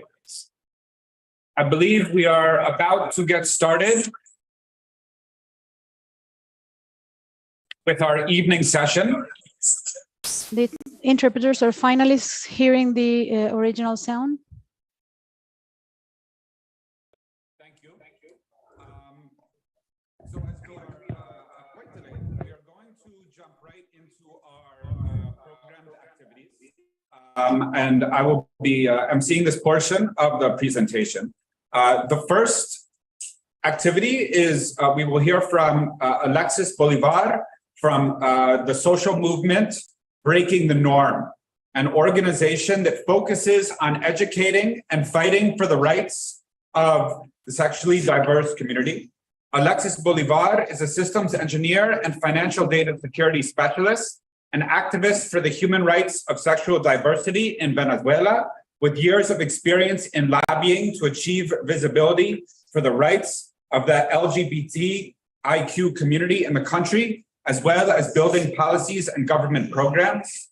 He is currently president of the foundation from where they develop their activism and has been recognized for his press column in the newspaper Correo del Orinoco and has received the National Journalism Award. So we will now be showing a short video.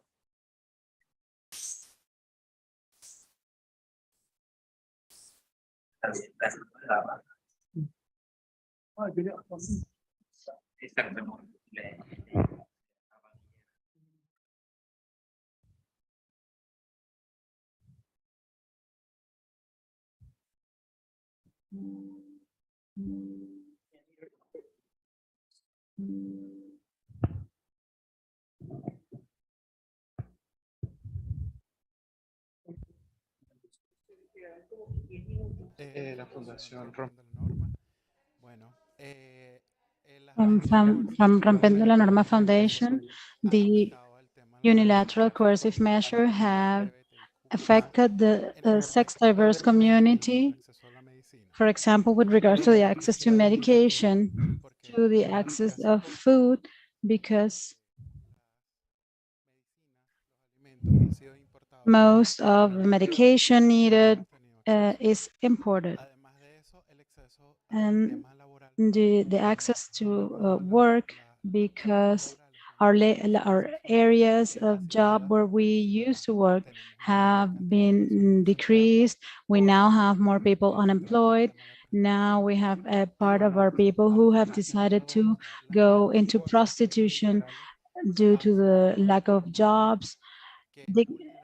And so we have a community which is twice vulnerable.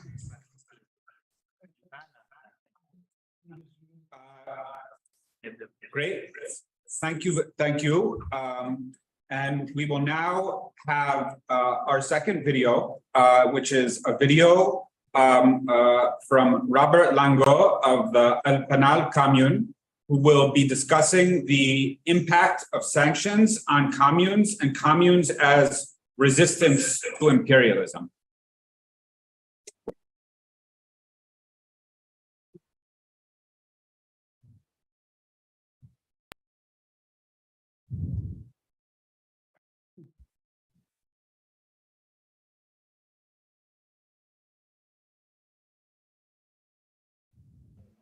Han tenido un impacto fuerte.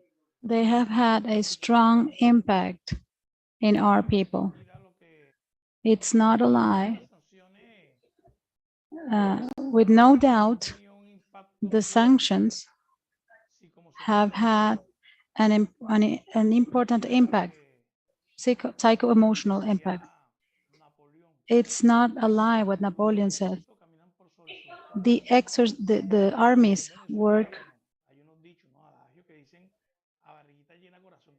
and there's a saying here in Venezuela that when your belly is full, you're happy, and that love cannot last without love cannot last with hunger. And the enemy of the Bolivarian Revolution chose to burn public transportation, to demonstrate violently. And then they started with the sanctions, with a multi-form war. And one of the ways they looked for is to starve our population, to overwhelm the Bolivarian project. And it's like a gun pointed at the Venezuelans to force us to their will. But our people has resisted the impact caused by the imperial sanctions. These sanctions, of course, have harmed our population, but now we have tactics, like, for example, the crisis. For example, urban agriculture, which means an emancipation to be able to overcome these sanctions. Our President Nicolás Maduro has been a leader from the resistance, and he has been able to manage the blackmail because he wants to save the Bolivarian revolution. And of course, we have learned this lesson with dignity.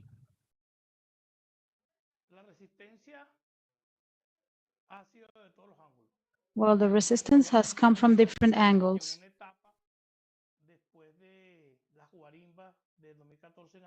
After the demonstrations, the guarimbas, there was a huge blackout because there was sabotage to our power company. Going through a pandemic,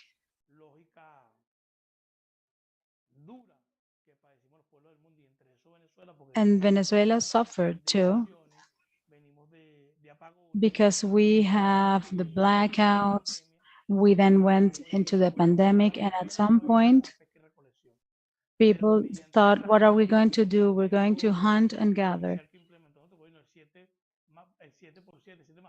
But with specific techniques like the 7x7 that our government implemented, we invented all the forms we could, all the ways to resist, and that is how we created the dining rooms for the distribution of food from the countryside. The sanctions have been strong, but it has they have educated us, because now we are going from resistance to production, and we are winning this battle with our President Nicolás Maduro, who has had to work really hard. And you can see the love of our people that allow us to work together for the production mechanisms.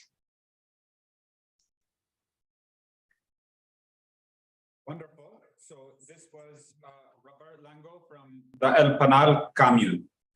For our third video, we will have a speaker from the Plan Pueblo a Pueblo, which is a plan for the organization of the production, distribution, and consumption of commodities and vegetables.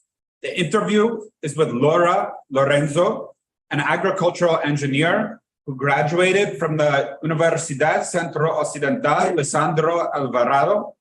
In 2012, she assumed responsibilities within Empresa Pedro Camejo, and in 2013, she became one of the founders of the Plan Pueblo a Pueblo and has been a militant within this process until today.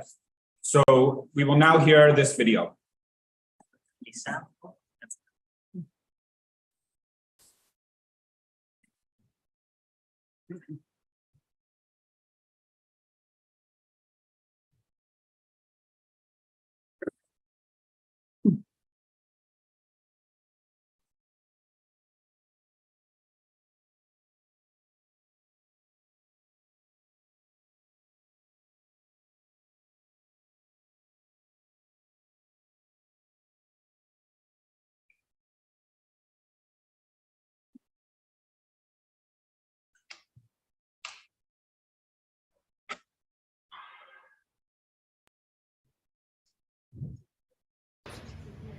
Laura Lorenzo. Laura Lorenzo from the People to People Plan from Venezuela. We are an organization for the production, distribution, and the consumption of healthy food. We are here sharing with the tribunal, International Tribunal of the Peoples, against the imperialism of the United States. And this experience of our organization of producers in the field and the organization in the city for the consumption of food.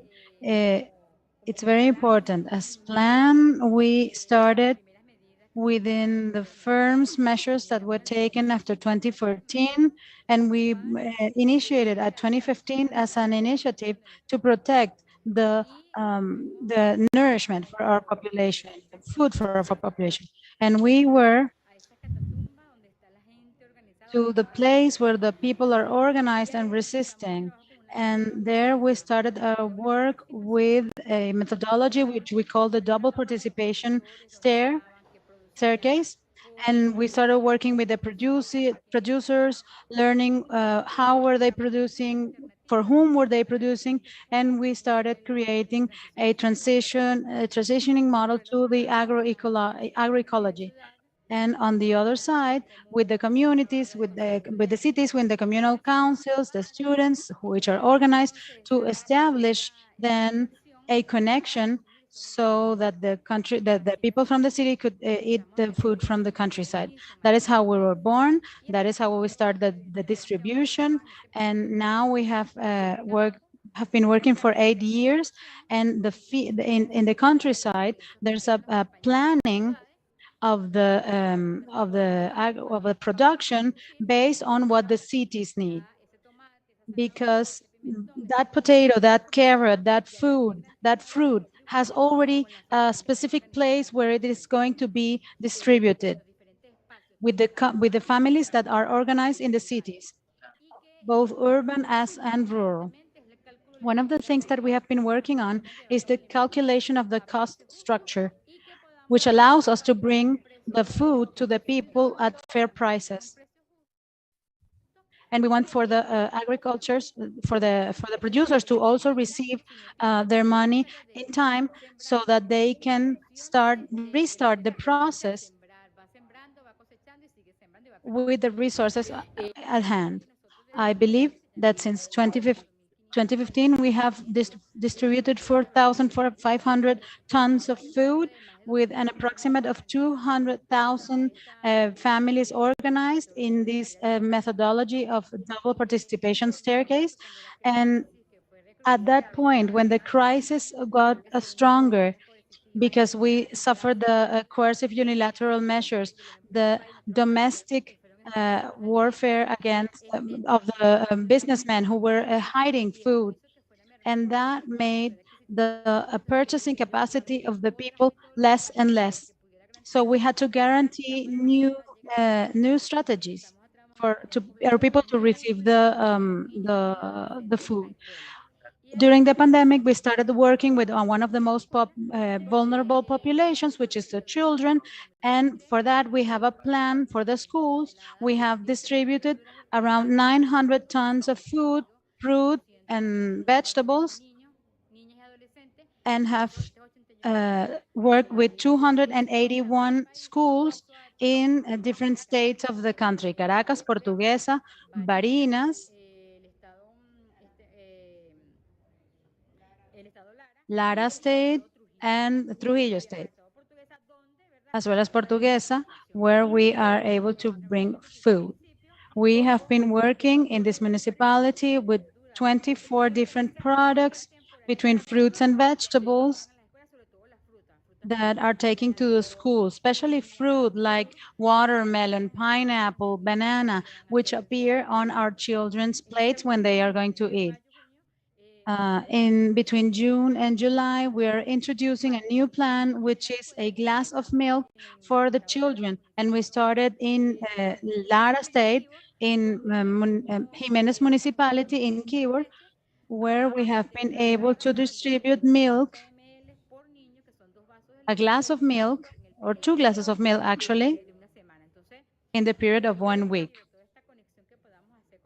So based on that, as we know things, we have been punished. We know that we've been published. Our peoples have been punished, and they want us to kneel down to imperialism, and they don't respect our ideologies of our peoples. What have they done to make us kneel down? They take away our food, the food from the Venezuelan people.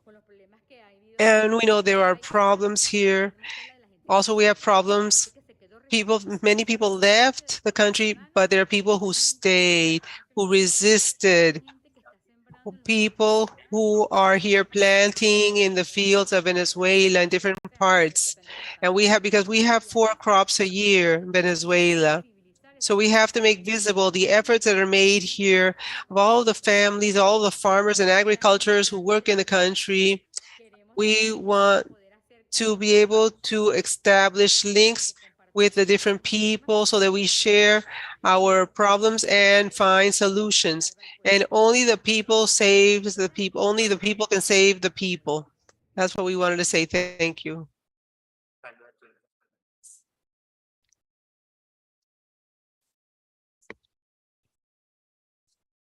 Wonderful. So we will now move into the live portion of the program. We have two speakers. We will first hear from Ricardo Vaz, and then we will close with Carlos Ron, and then we will move on to our closing statement itself.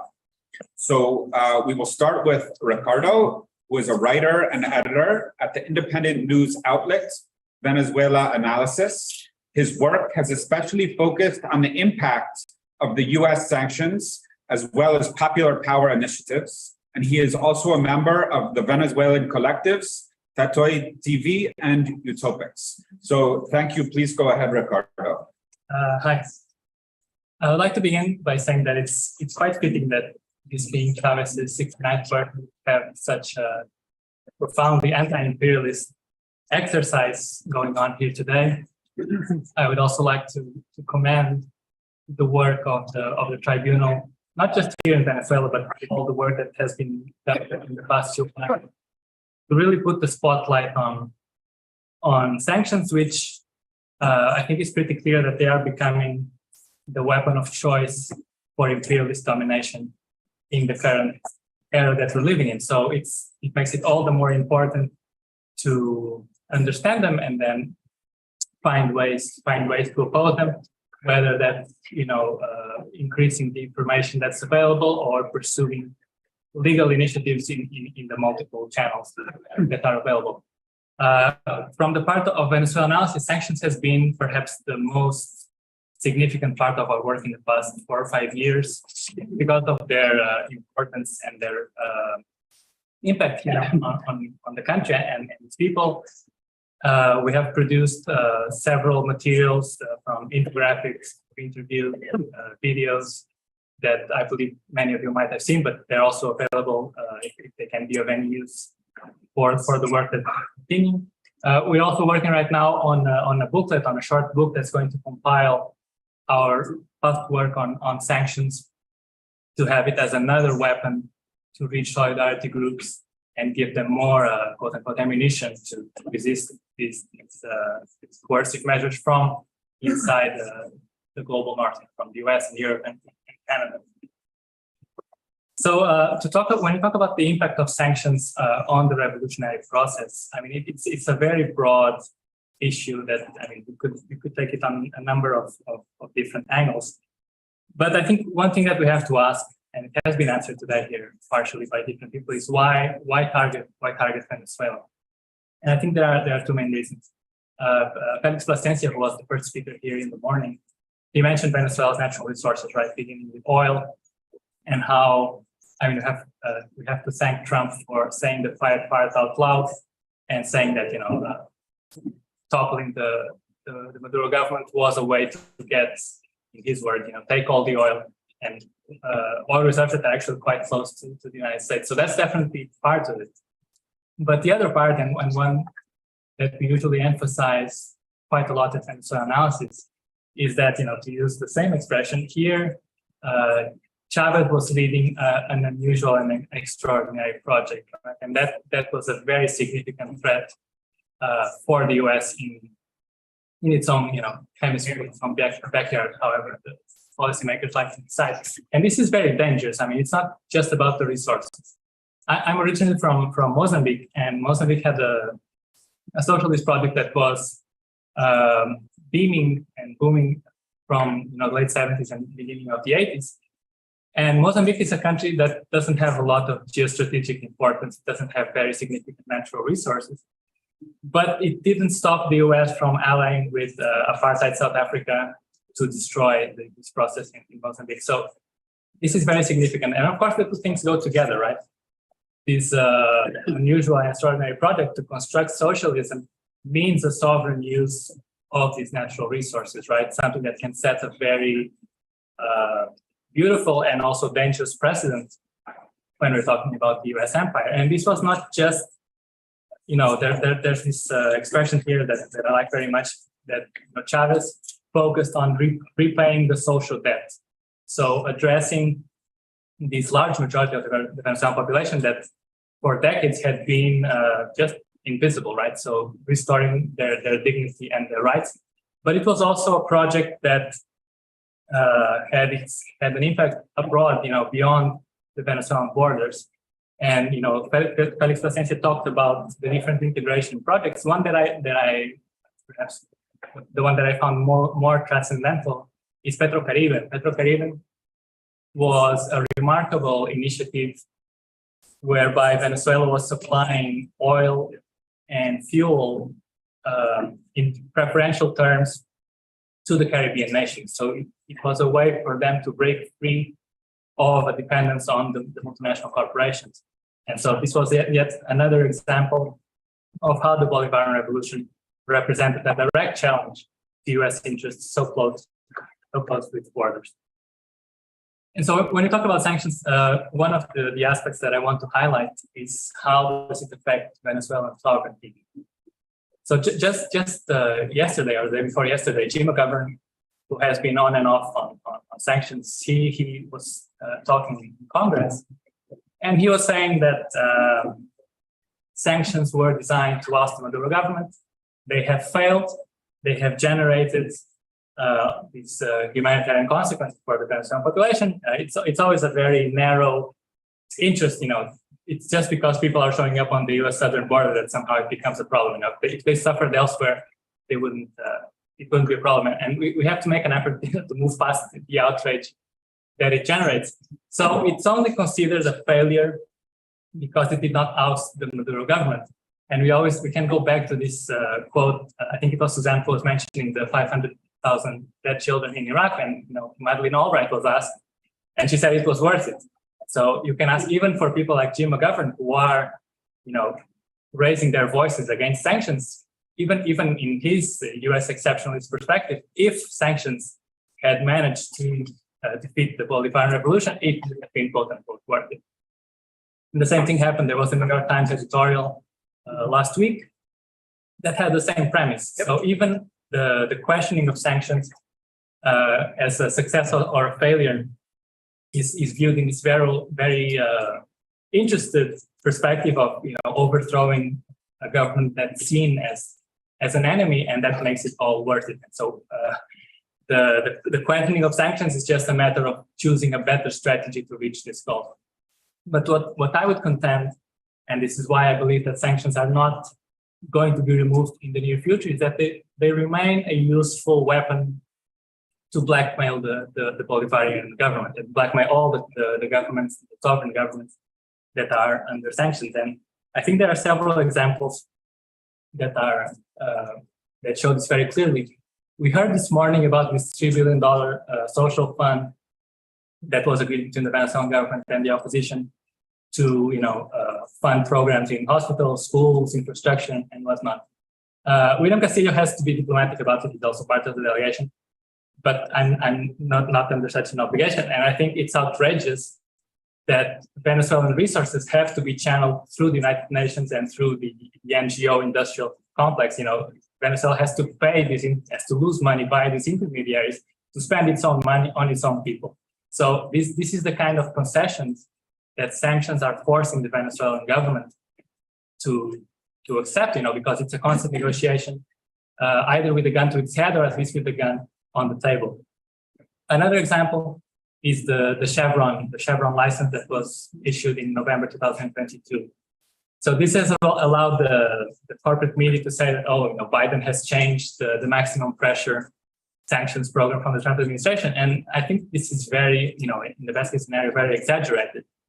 The Chevron license allows the corporation to resume its activities here in Venezuela while imposing a lot of hurdles for Venezuela to receive the benefits that it should, because, there's a very strong legislation here that demands that the Venezuelan state, through its oil company PDVSA, always hold a majority stake in joint oil projects.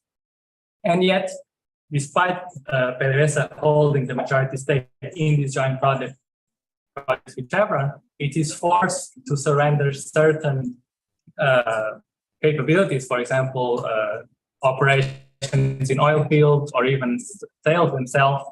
Chevron is the one taking charge of that, which, you know, even according to Venezuelan legislation shouldn't happen, but because of these very difficult conditions, it's a setback that had to be accepted. And now we have other corporations lobbying the US Treasury Department for the Chevron treatment.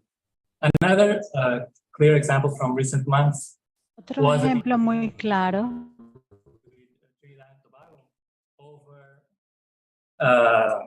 Project to import Venezuelan natural gas. And so the US Treasury Department said, you know, fine, go ahead and negotiate with Venezuela as long as Venezuela does not get any cash from the project. And the Maduro government said, I'm not going to curse, said, you know, what it is about, right? And the negotiations are ongoing. The negotiations are ongoing, and the Venezuelan government, rightly so, is pushing to impose conditions that are fair, you know, even under these very difficult circumstances, impose conditions that will reflect and derive the appropriate benefit for the Venezuelan people. And the last example that I will mention, there are plenty more, I've been told to speak slowly, which is a challenge, is Citgo. Citgo was mentioned by several speakers before. And this is something that's also very interesting from the perspective of the law, you know, what is going on from a legal standpoint. So what we have here is a combination, on one hand, of these international arbitration tribunals, in particular the World Bank's International Court for the Settlement of Investment Disputes, ICSID, that, you know, mysteriously always rules in favor of corporations. So Venezuela is facing a number of lawsuits deriving from nationalizations that took place under the Chavez government.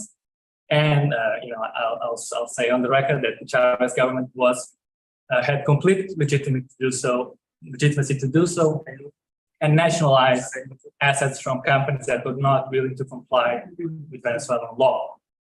So then these corporations go to these international instances who rule in their favor, attribute hundreds of millions or even billions in awards. And so these corporations are now were looking to collect. And then this first unfortunate setting met another one, which was this self-proclaimed, quote-unquote, interim government led by Juan Guaido. And from the moment when this government is recognized by the Trump administration, this becomes the legitimate actor to appear before US courts. And so here you have a number of corporations that are going to US courts to try and enforce these awards.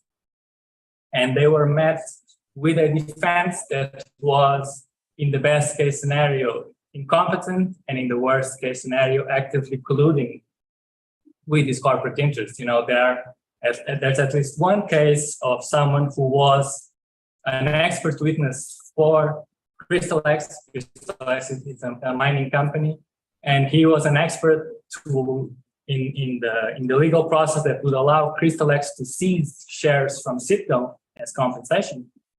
And then he went to work for the Guaido administration to defend the Venezuelan assets. So, you know, it's very natural to ask, you know, whose team is he playing for, and to actually challenge the way Venezuelan interests were represented before US and international courts.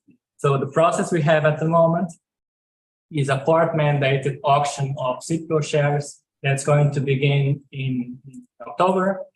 After Crystalex, there were a number of other corporations who were able to tag their awards to this process, and this will ultimately lead to the breakup of the corporation to satisfy these demands. And there's also still, absurdly, in my opinion, a board running this corporation that's trying to reach out-of-court settlements And it's again natural to ask whose interests are they defending? Because if Citgo is a state company, it has to answer to that state's government. And the present Citgo board, which was appointed by an interim government that no longer exists, whose interest is it representing? And it's all made of career corporate people. So it's not an unfair assumption to expect them to reach, if they do reach settlements that favor these corporations that are after Venezuelan assets as compensation. So these are a number of examples that show how this ecosystem of sanctions is being used to target Venezuelan sovereignty, and not just as imposing an immediate damage, but as leaving behind some long-term consequences for Venezuelan sovereignty and for the Venezuelan economy. Another aspect that I think is relevant, but it's not really within the purview of this tribunal, is the matter of internal contradictions. Every revolutionary process undergoes contradictions. And I think the US blockade, which has intensified, I mean, the hostility was always there, but it intensified significantly from, I would say 2017 to the present. And this has led to heightened contradictions within the Bolivarian camp, which were to be expected, and they have to be tackled, they have to be faced. But the one that I would highlight is perhaps a matter of what is the horizon. Because when Chavez was here, there's this famous final speech, the Golpe Timón, the strike at the helm, where he had just won an election, but his mood was very far from celebratory, and he delivered like a 3-hour scolding of his cabinet, and he was essentially challenging them to put their efforts and their focus on the construction of socialism through the commune. But now, under these very difficult circumstances that the Maduro government has had to negotiate, it has had to offer some concessions to the private sector, liberalize some legislation in an effort to revive the economy, and we have to say that it has worked to some extent. It has managed to slow down inflation. And Chavismo always was, from the very beginning, a very broad church with different sectors that were, more or less convinced about the construction of socialism. And when we talk about the construction of socialism, it's not just it's not just an empty moniker, but it means something specific. It means overcoming capitalism, overcoming the capitalist relations of production. But now, with the recent stabilization of the economy, a certain modus vivendi, a certain peace with sectors of business sectors and some business chambers, there's a growing thought that perhaps the endpoint will be some kind of equilibrium where we can live under capitalism and private initiative is to be cherished and private businesses create jobs. But this is a very, Laura was talking about all the misconceptions about the Bolivarian Revolution that appear in the corporate media. And one of the main ones, a constant one in the past 20 plus years, has been this idea that Chavismo is just an army of zombies that have no critical ability and just follow the leader. And it's the complete opposite from the truth. Chavismo has always been a very dynamic, a very critical moment. And so this is I'm just giving you a reflection of the current debates that are currently going on. And since it's Chavez's birthday today, there's a quote that I like very much. And he himself is quoting Che Guevara on this issue of overcoming capitalism. And he says, we cannot build socialism with the damaged weapons of capitalism. It's just not possible. Just like turtles do not climb trees and armadillos don't shave. Como Ropa no sube a palo y has more of a punch in Spanish. And on that note, I would transition to the final point that I wanted to make, which is about popular resistance. And this is something that at Venezuela Analysis we have made a very significant effort to cover and amplify, which is how popular organizations, and here we're talking communes above all, how have they faced these very difficult conditions to not only survive, but also to move forward. And when we wonder why the Bolivarian Revolution is still standing, again, going back to how the corporate media portrays it, the corporate media will say, this is a government that has ruined the economy through mismanagement and corruption. 90% of the people oppose Maduro, 95% of the soldiers oppose Maduro. And so you wonder, if you have these conditions, then the logical conclusion would be that the process would fall at some point. So if it doesn't fall, if you're honest, you should review your premises and see which one of them is wrong. And actually all of them are wrong. And one of the main reasons why it has survived is because of this tradition that has been strengthened, the Bolivarian process of popular organization, grassroots organization from below. And we often say that this is the beating heart of the Bolivarian process. And the delegation had the opportunity to visit the El Panal commune on Tuesday, this year in Caracas, in 23 de Enero. At Venezuela Analysis, we were very happy to help facilitate, and some of us were fortunate enough to go along. And even for us, who are constantly in touch and covering these experiences like this one, it's always a pleasure to go there and listen to them, because it's a very dialectical process where they're always learning and they're always evolving and always coming up with new initiatives. And when we were listening to Robert Longa, who was also featured here in a video, at some point he said, we have to thank the blockade.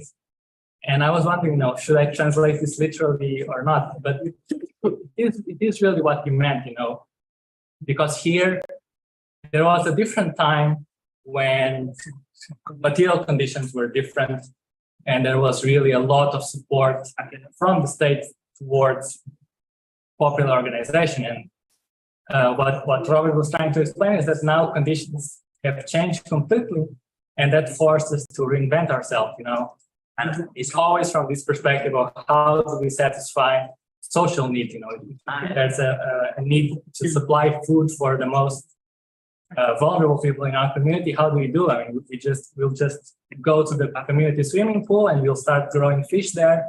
We'll improvise, and then we'll learn along the way, and we'll start doing it better. And at this point, right now, they've moved their production to the countryside to do it on a bigger scale.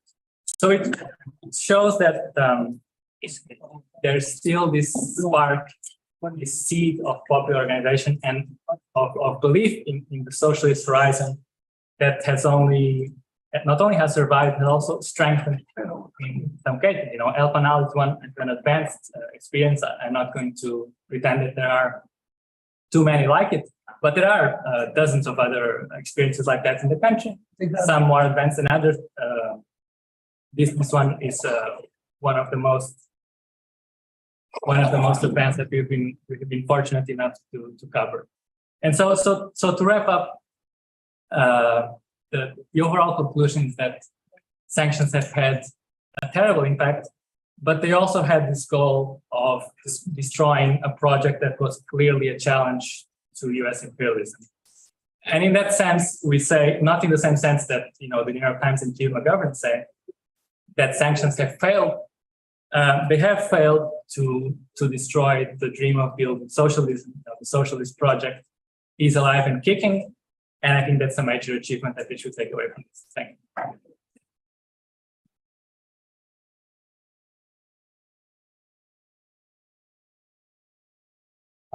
Thank you, Ricardo. We will now hear from our next speaker before opening up for questions. I don't know if they changed. I was just going to combine it. time. He's going to be here the whole time. Okay. Yeah, because I didn't know if Carlos had it. Okay. Yes. So we will now hear from our next speaker before going into the question and answer from the jurors. We are very honored to have with us today Carlos Ron, who is Venezuela's Deputy Minister of Foreign Affairs for North America, President of the Simón Bolívar Institute for Peace and Solidarity Amongst Peoples, was a charge d'affaires at the U.S. Embassy from 2017 to 2018, and has been a pillar of support for our work in building this solidarity delegation with the Proceso in Venezuela. So thank you very much, Carlos, and please go ahead.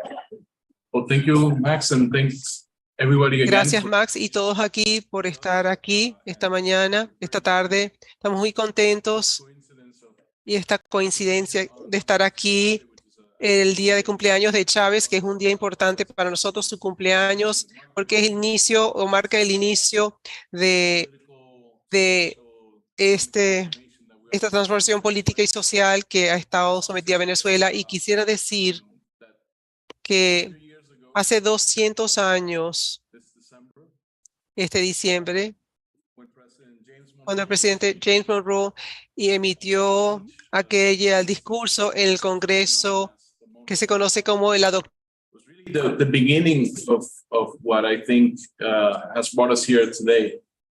The intentionality of that speech was not to support the movements of independence in South America and the Central America and so forth, but was really to reassert the United States as the sole superpower that had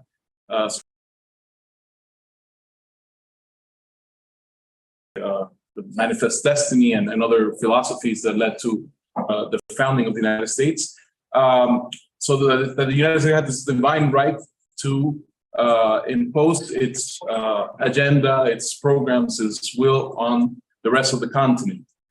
There's a letter that we often cite from President Jefferson. It's dated 1786, which is way beyond before the Monroe Doctrine, where he was responding to the question of why the United States was not helping South American liberation movements. And I'm paraphrasing, but he replied something to the effect of, we do not think that is a bad thing that the Spanish right now have those colonies. We actually think they may be too weak to hold on to them until we, in the North, are able to take one of them piece by piece. Now, this philosophy is what led during the 20th, the rest of the 19th century, 20th century, to all types of aggressions against our region. We have seen coups d'etats, military invasions, marine takeovers of different countries. We have seen all sort of violence supported by the United States in order to reassert its will on the region. As after World War II, then when sanctions became a tool of foreign policy, and we started also seeing this being played out. And of course, now in recent years, we see that the war against Venezuela for having an independent foreign policy, for having a different political position than the one from the State Department, well, it has all these different elements to it. It has sanctions, it has blockades. And, in the past 3 or 4 years, we have seen everything here that you can think of. Just this morning, some spokesperson from the State Department has confirmed or reaffirmed that there is a bounty out for President Maduro, sort of like in the Wild West, a reward and $50 million or something, for catching dead or alive, this sort of spirit. But we have seen that. We have seen an attempt with drones to kill the president. Of course, we saw the coup against President Chavez in 2002, but more recently with President Maduro, we have seen mercenaries attempt to invade the country. We have seen electrical blackout that took out the energy for most of the country for several days. Everything that you can think of has been tried here. And it really, I have to agree that it has been because, what Ricardo was saying, because of popular organization and because also of a clear-minded leadership together, combined, working together, that I think we have been able to survive, this aggression, and we can still think of that socialist horizon and continue to build it. There's no, the one thing we learned about President Chavez and the President Maduro has restated several times, that there is no path that is already set out. And we are in the middle of a war. We may not have bombs falling in the streets of Caracas, but every time there's no medicine to take care of somebody and that person, and we lose that person, or every time, there's not enough food to be able to provide for our people, or any of these effects of the blockade are part of the effects of war, are an ongoing war. So we are in the middle of this war. There is no set path as how we're going to get to that socialist horizon, or how we're going to get to defeat this war. And yes, contradictions may appear, and difficulties and challenges may appear, but we are going down this path with the conviction that we want to build a new society, a society that is more just, a society that is based on those ideals that we received from Bolivar, from President Chavez, from the Venezuelan people, of building a system that is anti-imperialist, anti-colonialist, and that they could really provide for the well-being of the people. I think our only crime, if it is a crime at all, is precisely having that stubbornness, that position that we want to see the world in a way that we feel adapts to our reality, and not the way it's imposed by the Monroe Doctrine, but anything that has come out of that. The Bolivarian Revolution started precisely by finding ways of uniting or getting closer to other peoples around the world. And we broke several barriers that, at the time you wouldn't think could be broken. We met, we had a second meeting of OPEC countries when it was seen as, it's impossible that a president from South America would defy the United States and go meet with presidents in the Middle East. Or, we finally decided to open cooperation, trade with, countries like China, Russia, Iran, countries that have for many years also resisted antagonism and aggression from the United States. We are carrying out an independent policy, and that's what I think, our foreign policy is, to maintain that independence, not because we're doing it against anyone, not because we're doing it against the United States, but rather because we're doing it for us, for our interest, for the well-being of our people. In that sense, and I would just like to close with this, I believe that it's very important the role that international solidarity plays in something, in a challenge as this of sanctions and aggressions against a country. It's particularly in the United States, because it is important, we have friends here from all over the world, and it's important that the world community knows and rejects these violations of international law. But it's also very, very important that people in the United States also express, their concern, their voice for what it is, the government is doing in their names. And I think we are hopeful because we have no problem with the people of the United States.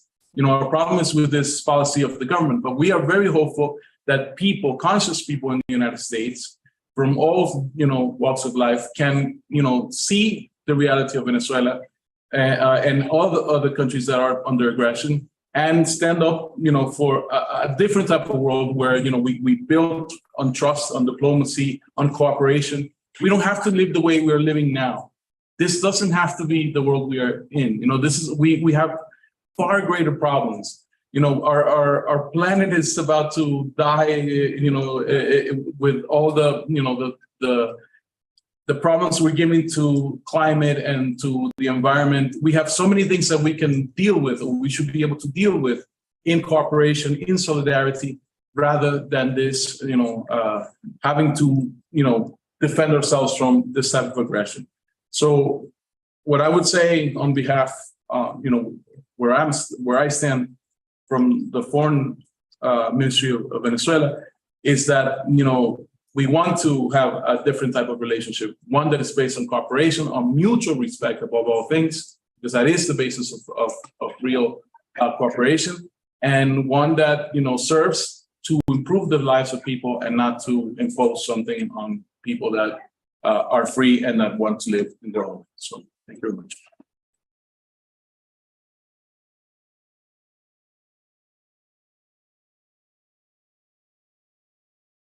Thank you very much, Carlos, for this inspiring declaration. We very much appreciate it and your presence here. We will now move to questions from our jurors, which will be moderated by our colleague, Bocar Mole from the Communist Party. So please go ahead, and Ricardo, you can come up here and take my seat. Both of you will be addressing the questions. Thank you.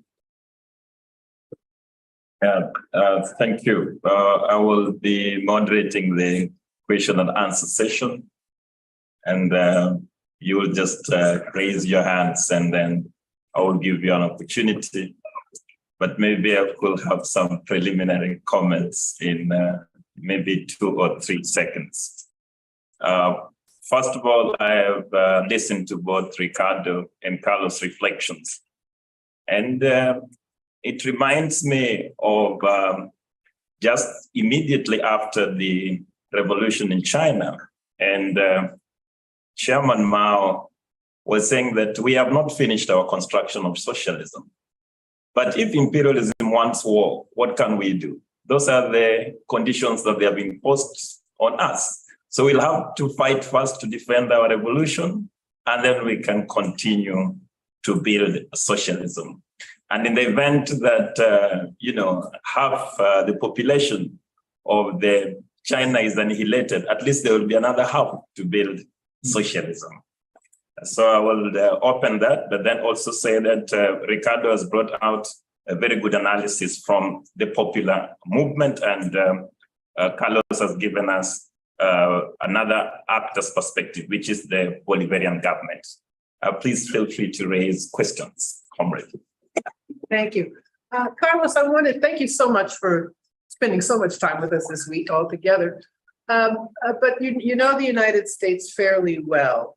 And I believe that people in our country are not aware of what sanctions do. I think people think it just means you can't open a bank account in Caracas. They don't know that children are deprived of health care. Considering what you know about our country, of course, it's our job to expose and oppose. What reflections do you have on that? Well, I think, like you said, it's important that somehow awareness is raised. Events such as these, but also, the exchanges with delegations, with everything that brings us somehow to be able to tell the people in the United States what our experiences are, I think are very important, because the whole media industry, the whole government official discourse, everything's built in a way so that, like you said, that people think that we actually deserve some sort of punishment, or that even these actions are somehow legal, and not to actually see what the impacts are. I think that now, in a way, and maybe not somehow premeditated, but the fact that the issue of migration to the United States, not only of Venezuelans, by the way, I mean in general terms of the region, it's also something that we should connect to this issue. Because, see, and Ricardo mentioned Petrocaribe before, and I think it's a very important issue in our region, because while Petrocaribe was in full force, there was a strong development, not only for Venezuela, but also for many of the other countries in the region, in the Caribbean, in Central America as well. Now, as you've weakened Venezuela's capability of helping and supporting the rest of the region, well, it's also been reflected in migration to the United States. So, it's a way in which I think people are now finding that the actions of the U.S. government have consequences, and not necessarily the intended consequences. The United States now is focused on destroying the possibility of Venezuela doing this again in any other form. The attacks against Citgo, for example, that were mentioned all this week, I'm convinced, for example, that it's not with a change of president that Citgo would somehow fall back into Venezuela's normal state hands, but rather, I think even if I dare to say that even if somebody from the opposition were to win next election, well, I don't think they're thinking that they will allow this wealth and this tools to come back to Venezuela, because I think what they really want to destroy is Venezuela's possibility of helping out the region or carrying out independent policy and building around the world. So that's why I think this is a complete attack on Venezuela.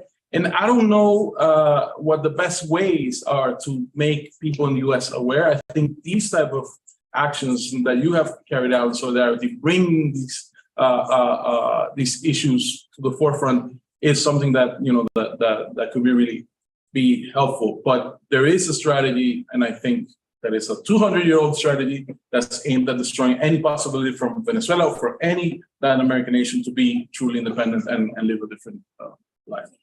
Thank you. Okay, let's go to the next question, please. Yeah, please. So, I think just to begin to follow on what you were just talking about, I think bringing more solidarity delegations to Venezuela could be very helpful in that regard, and particularly from our grassroots community-based popular struggles, labor unions, right? Like we've done, like we sort of with Cuba, but and the issue of migration. So the thing is that we have kind of two narratives that are being, and then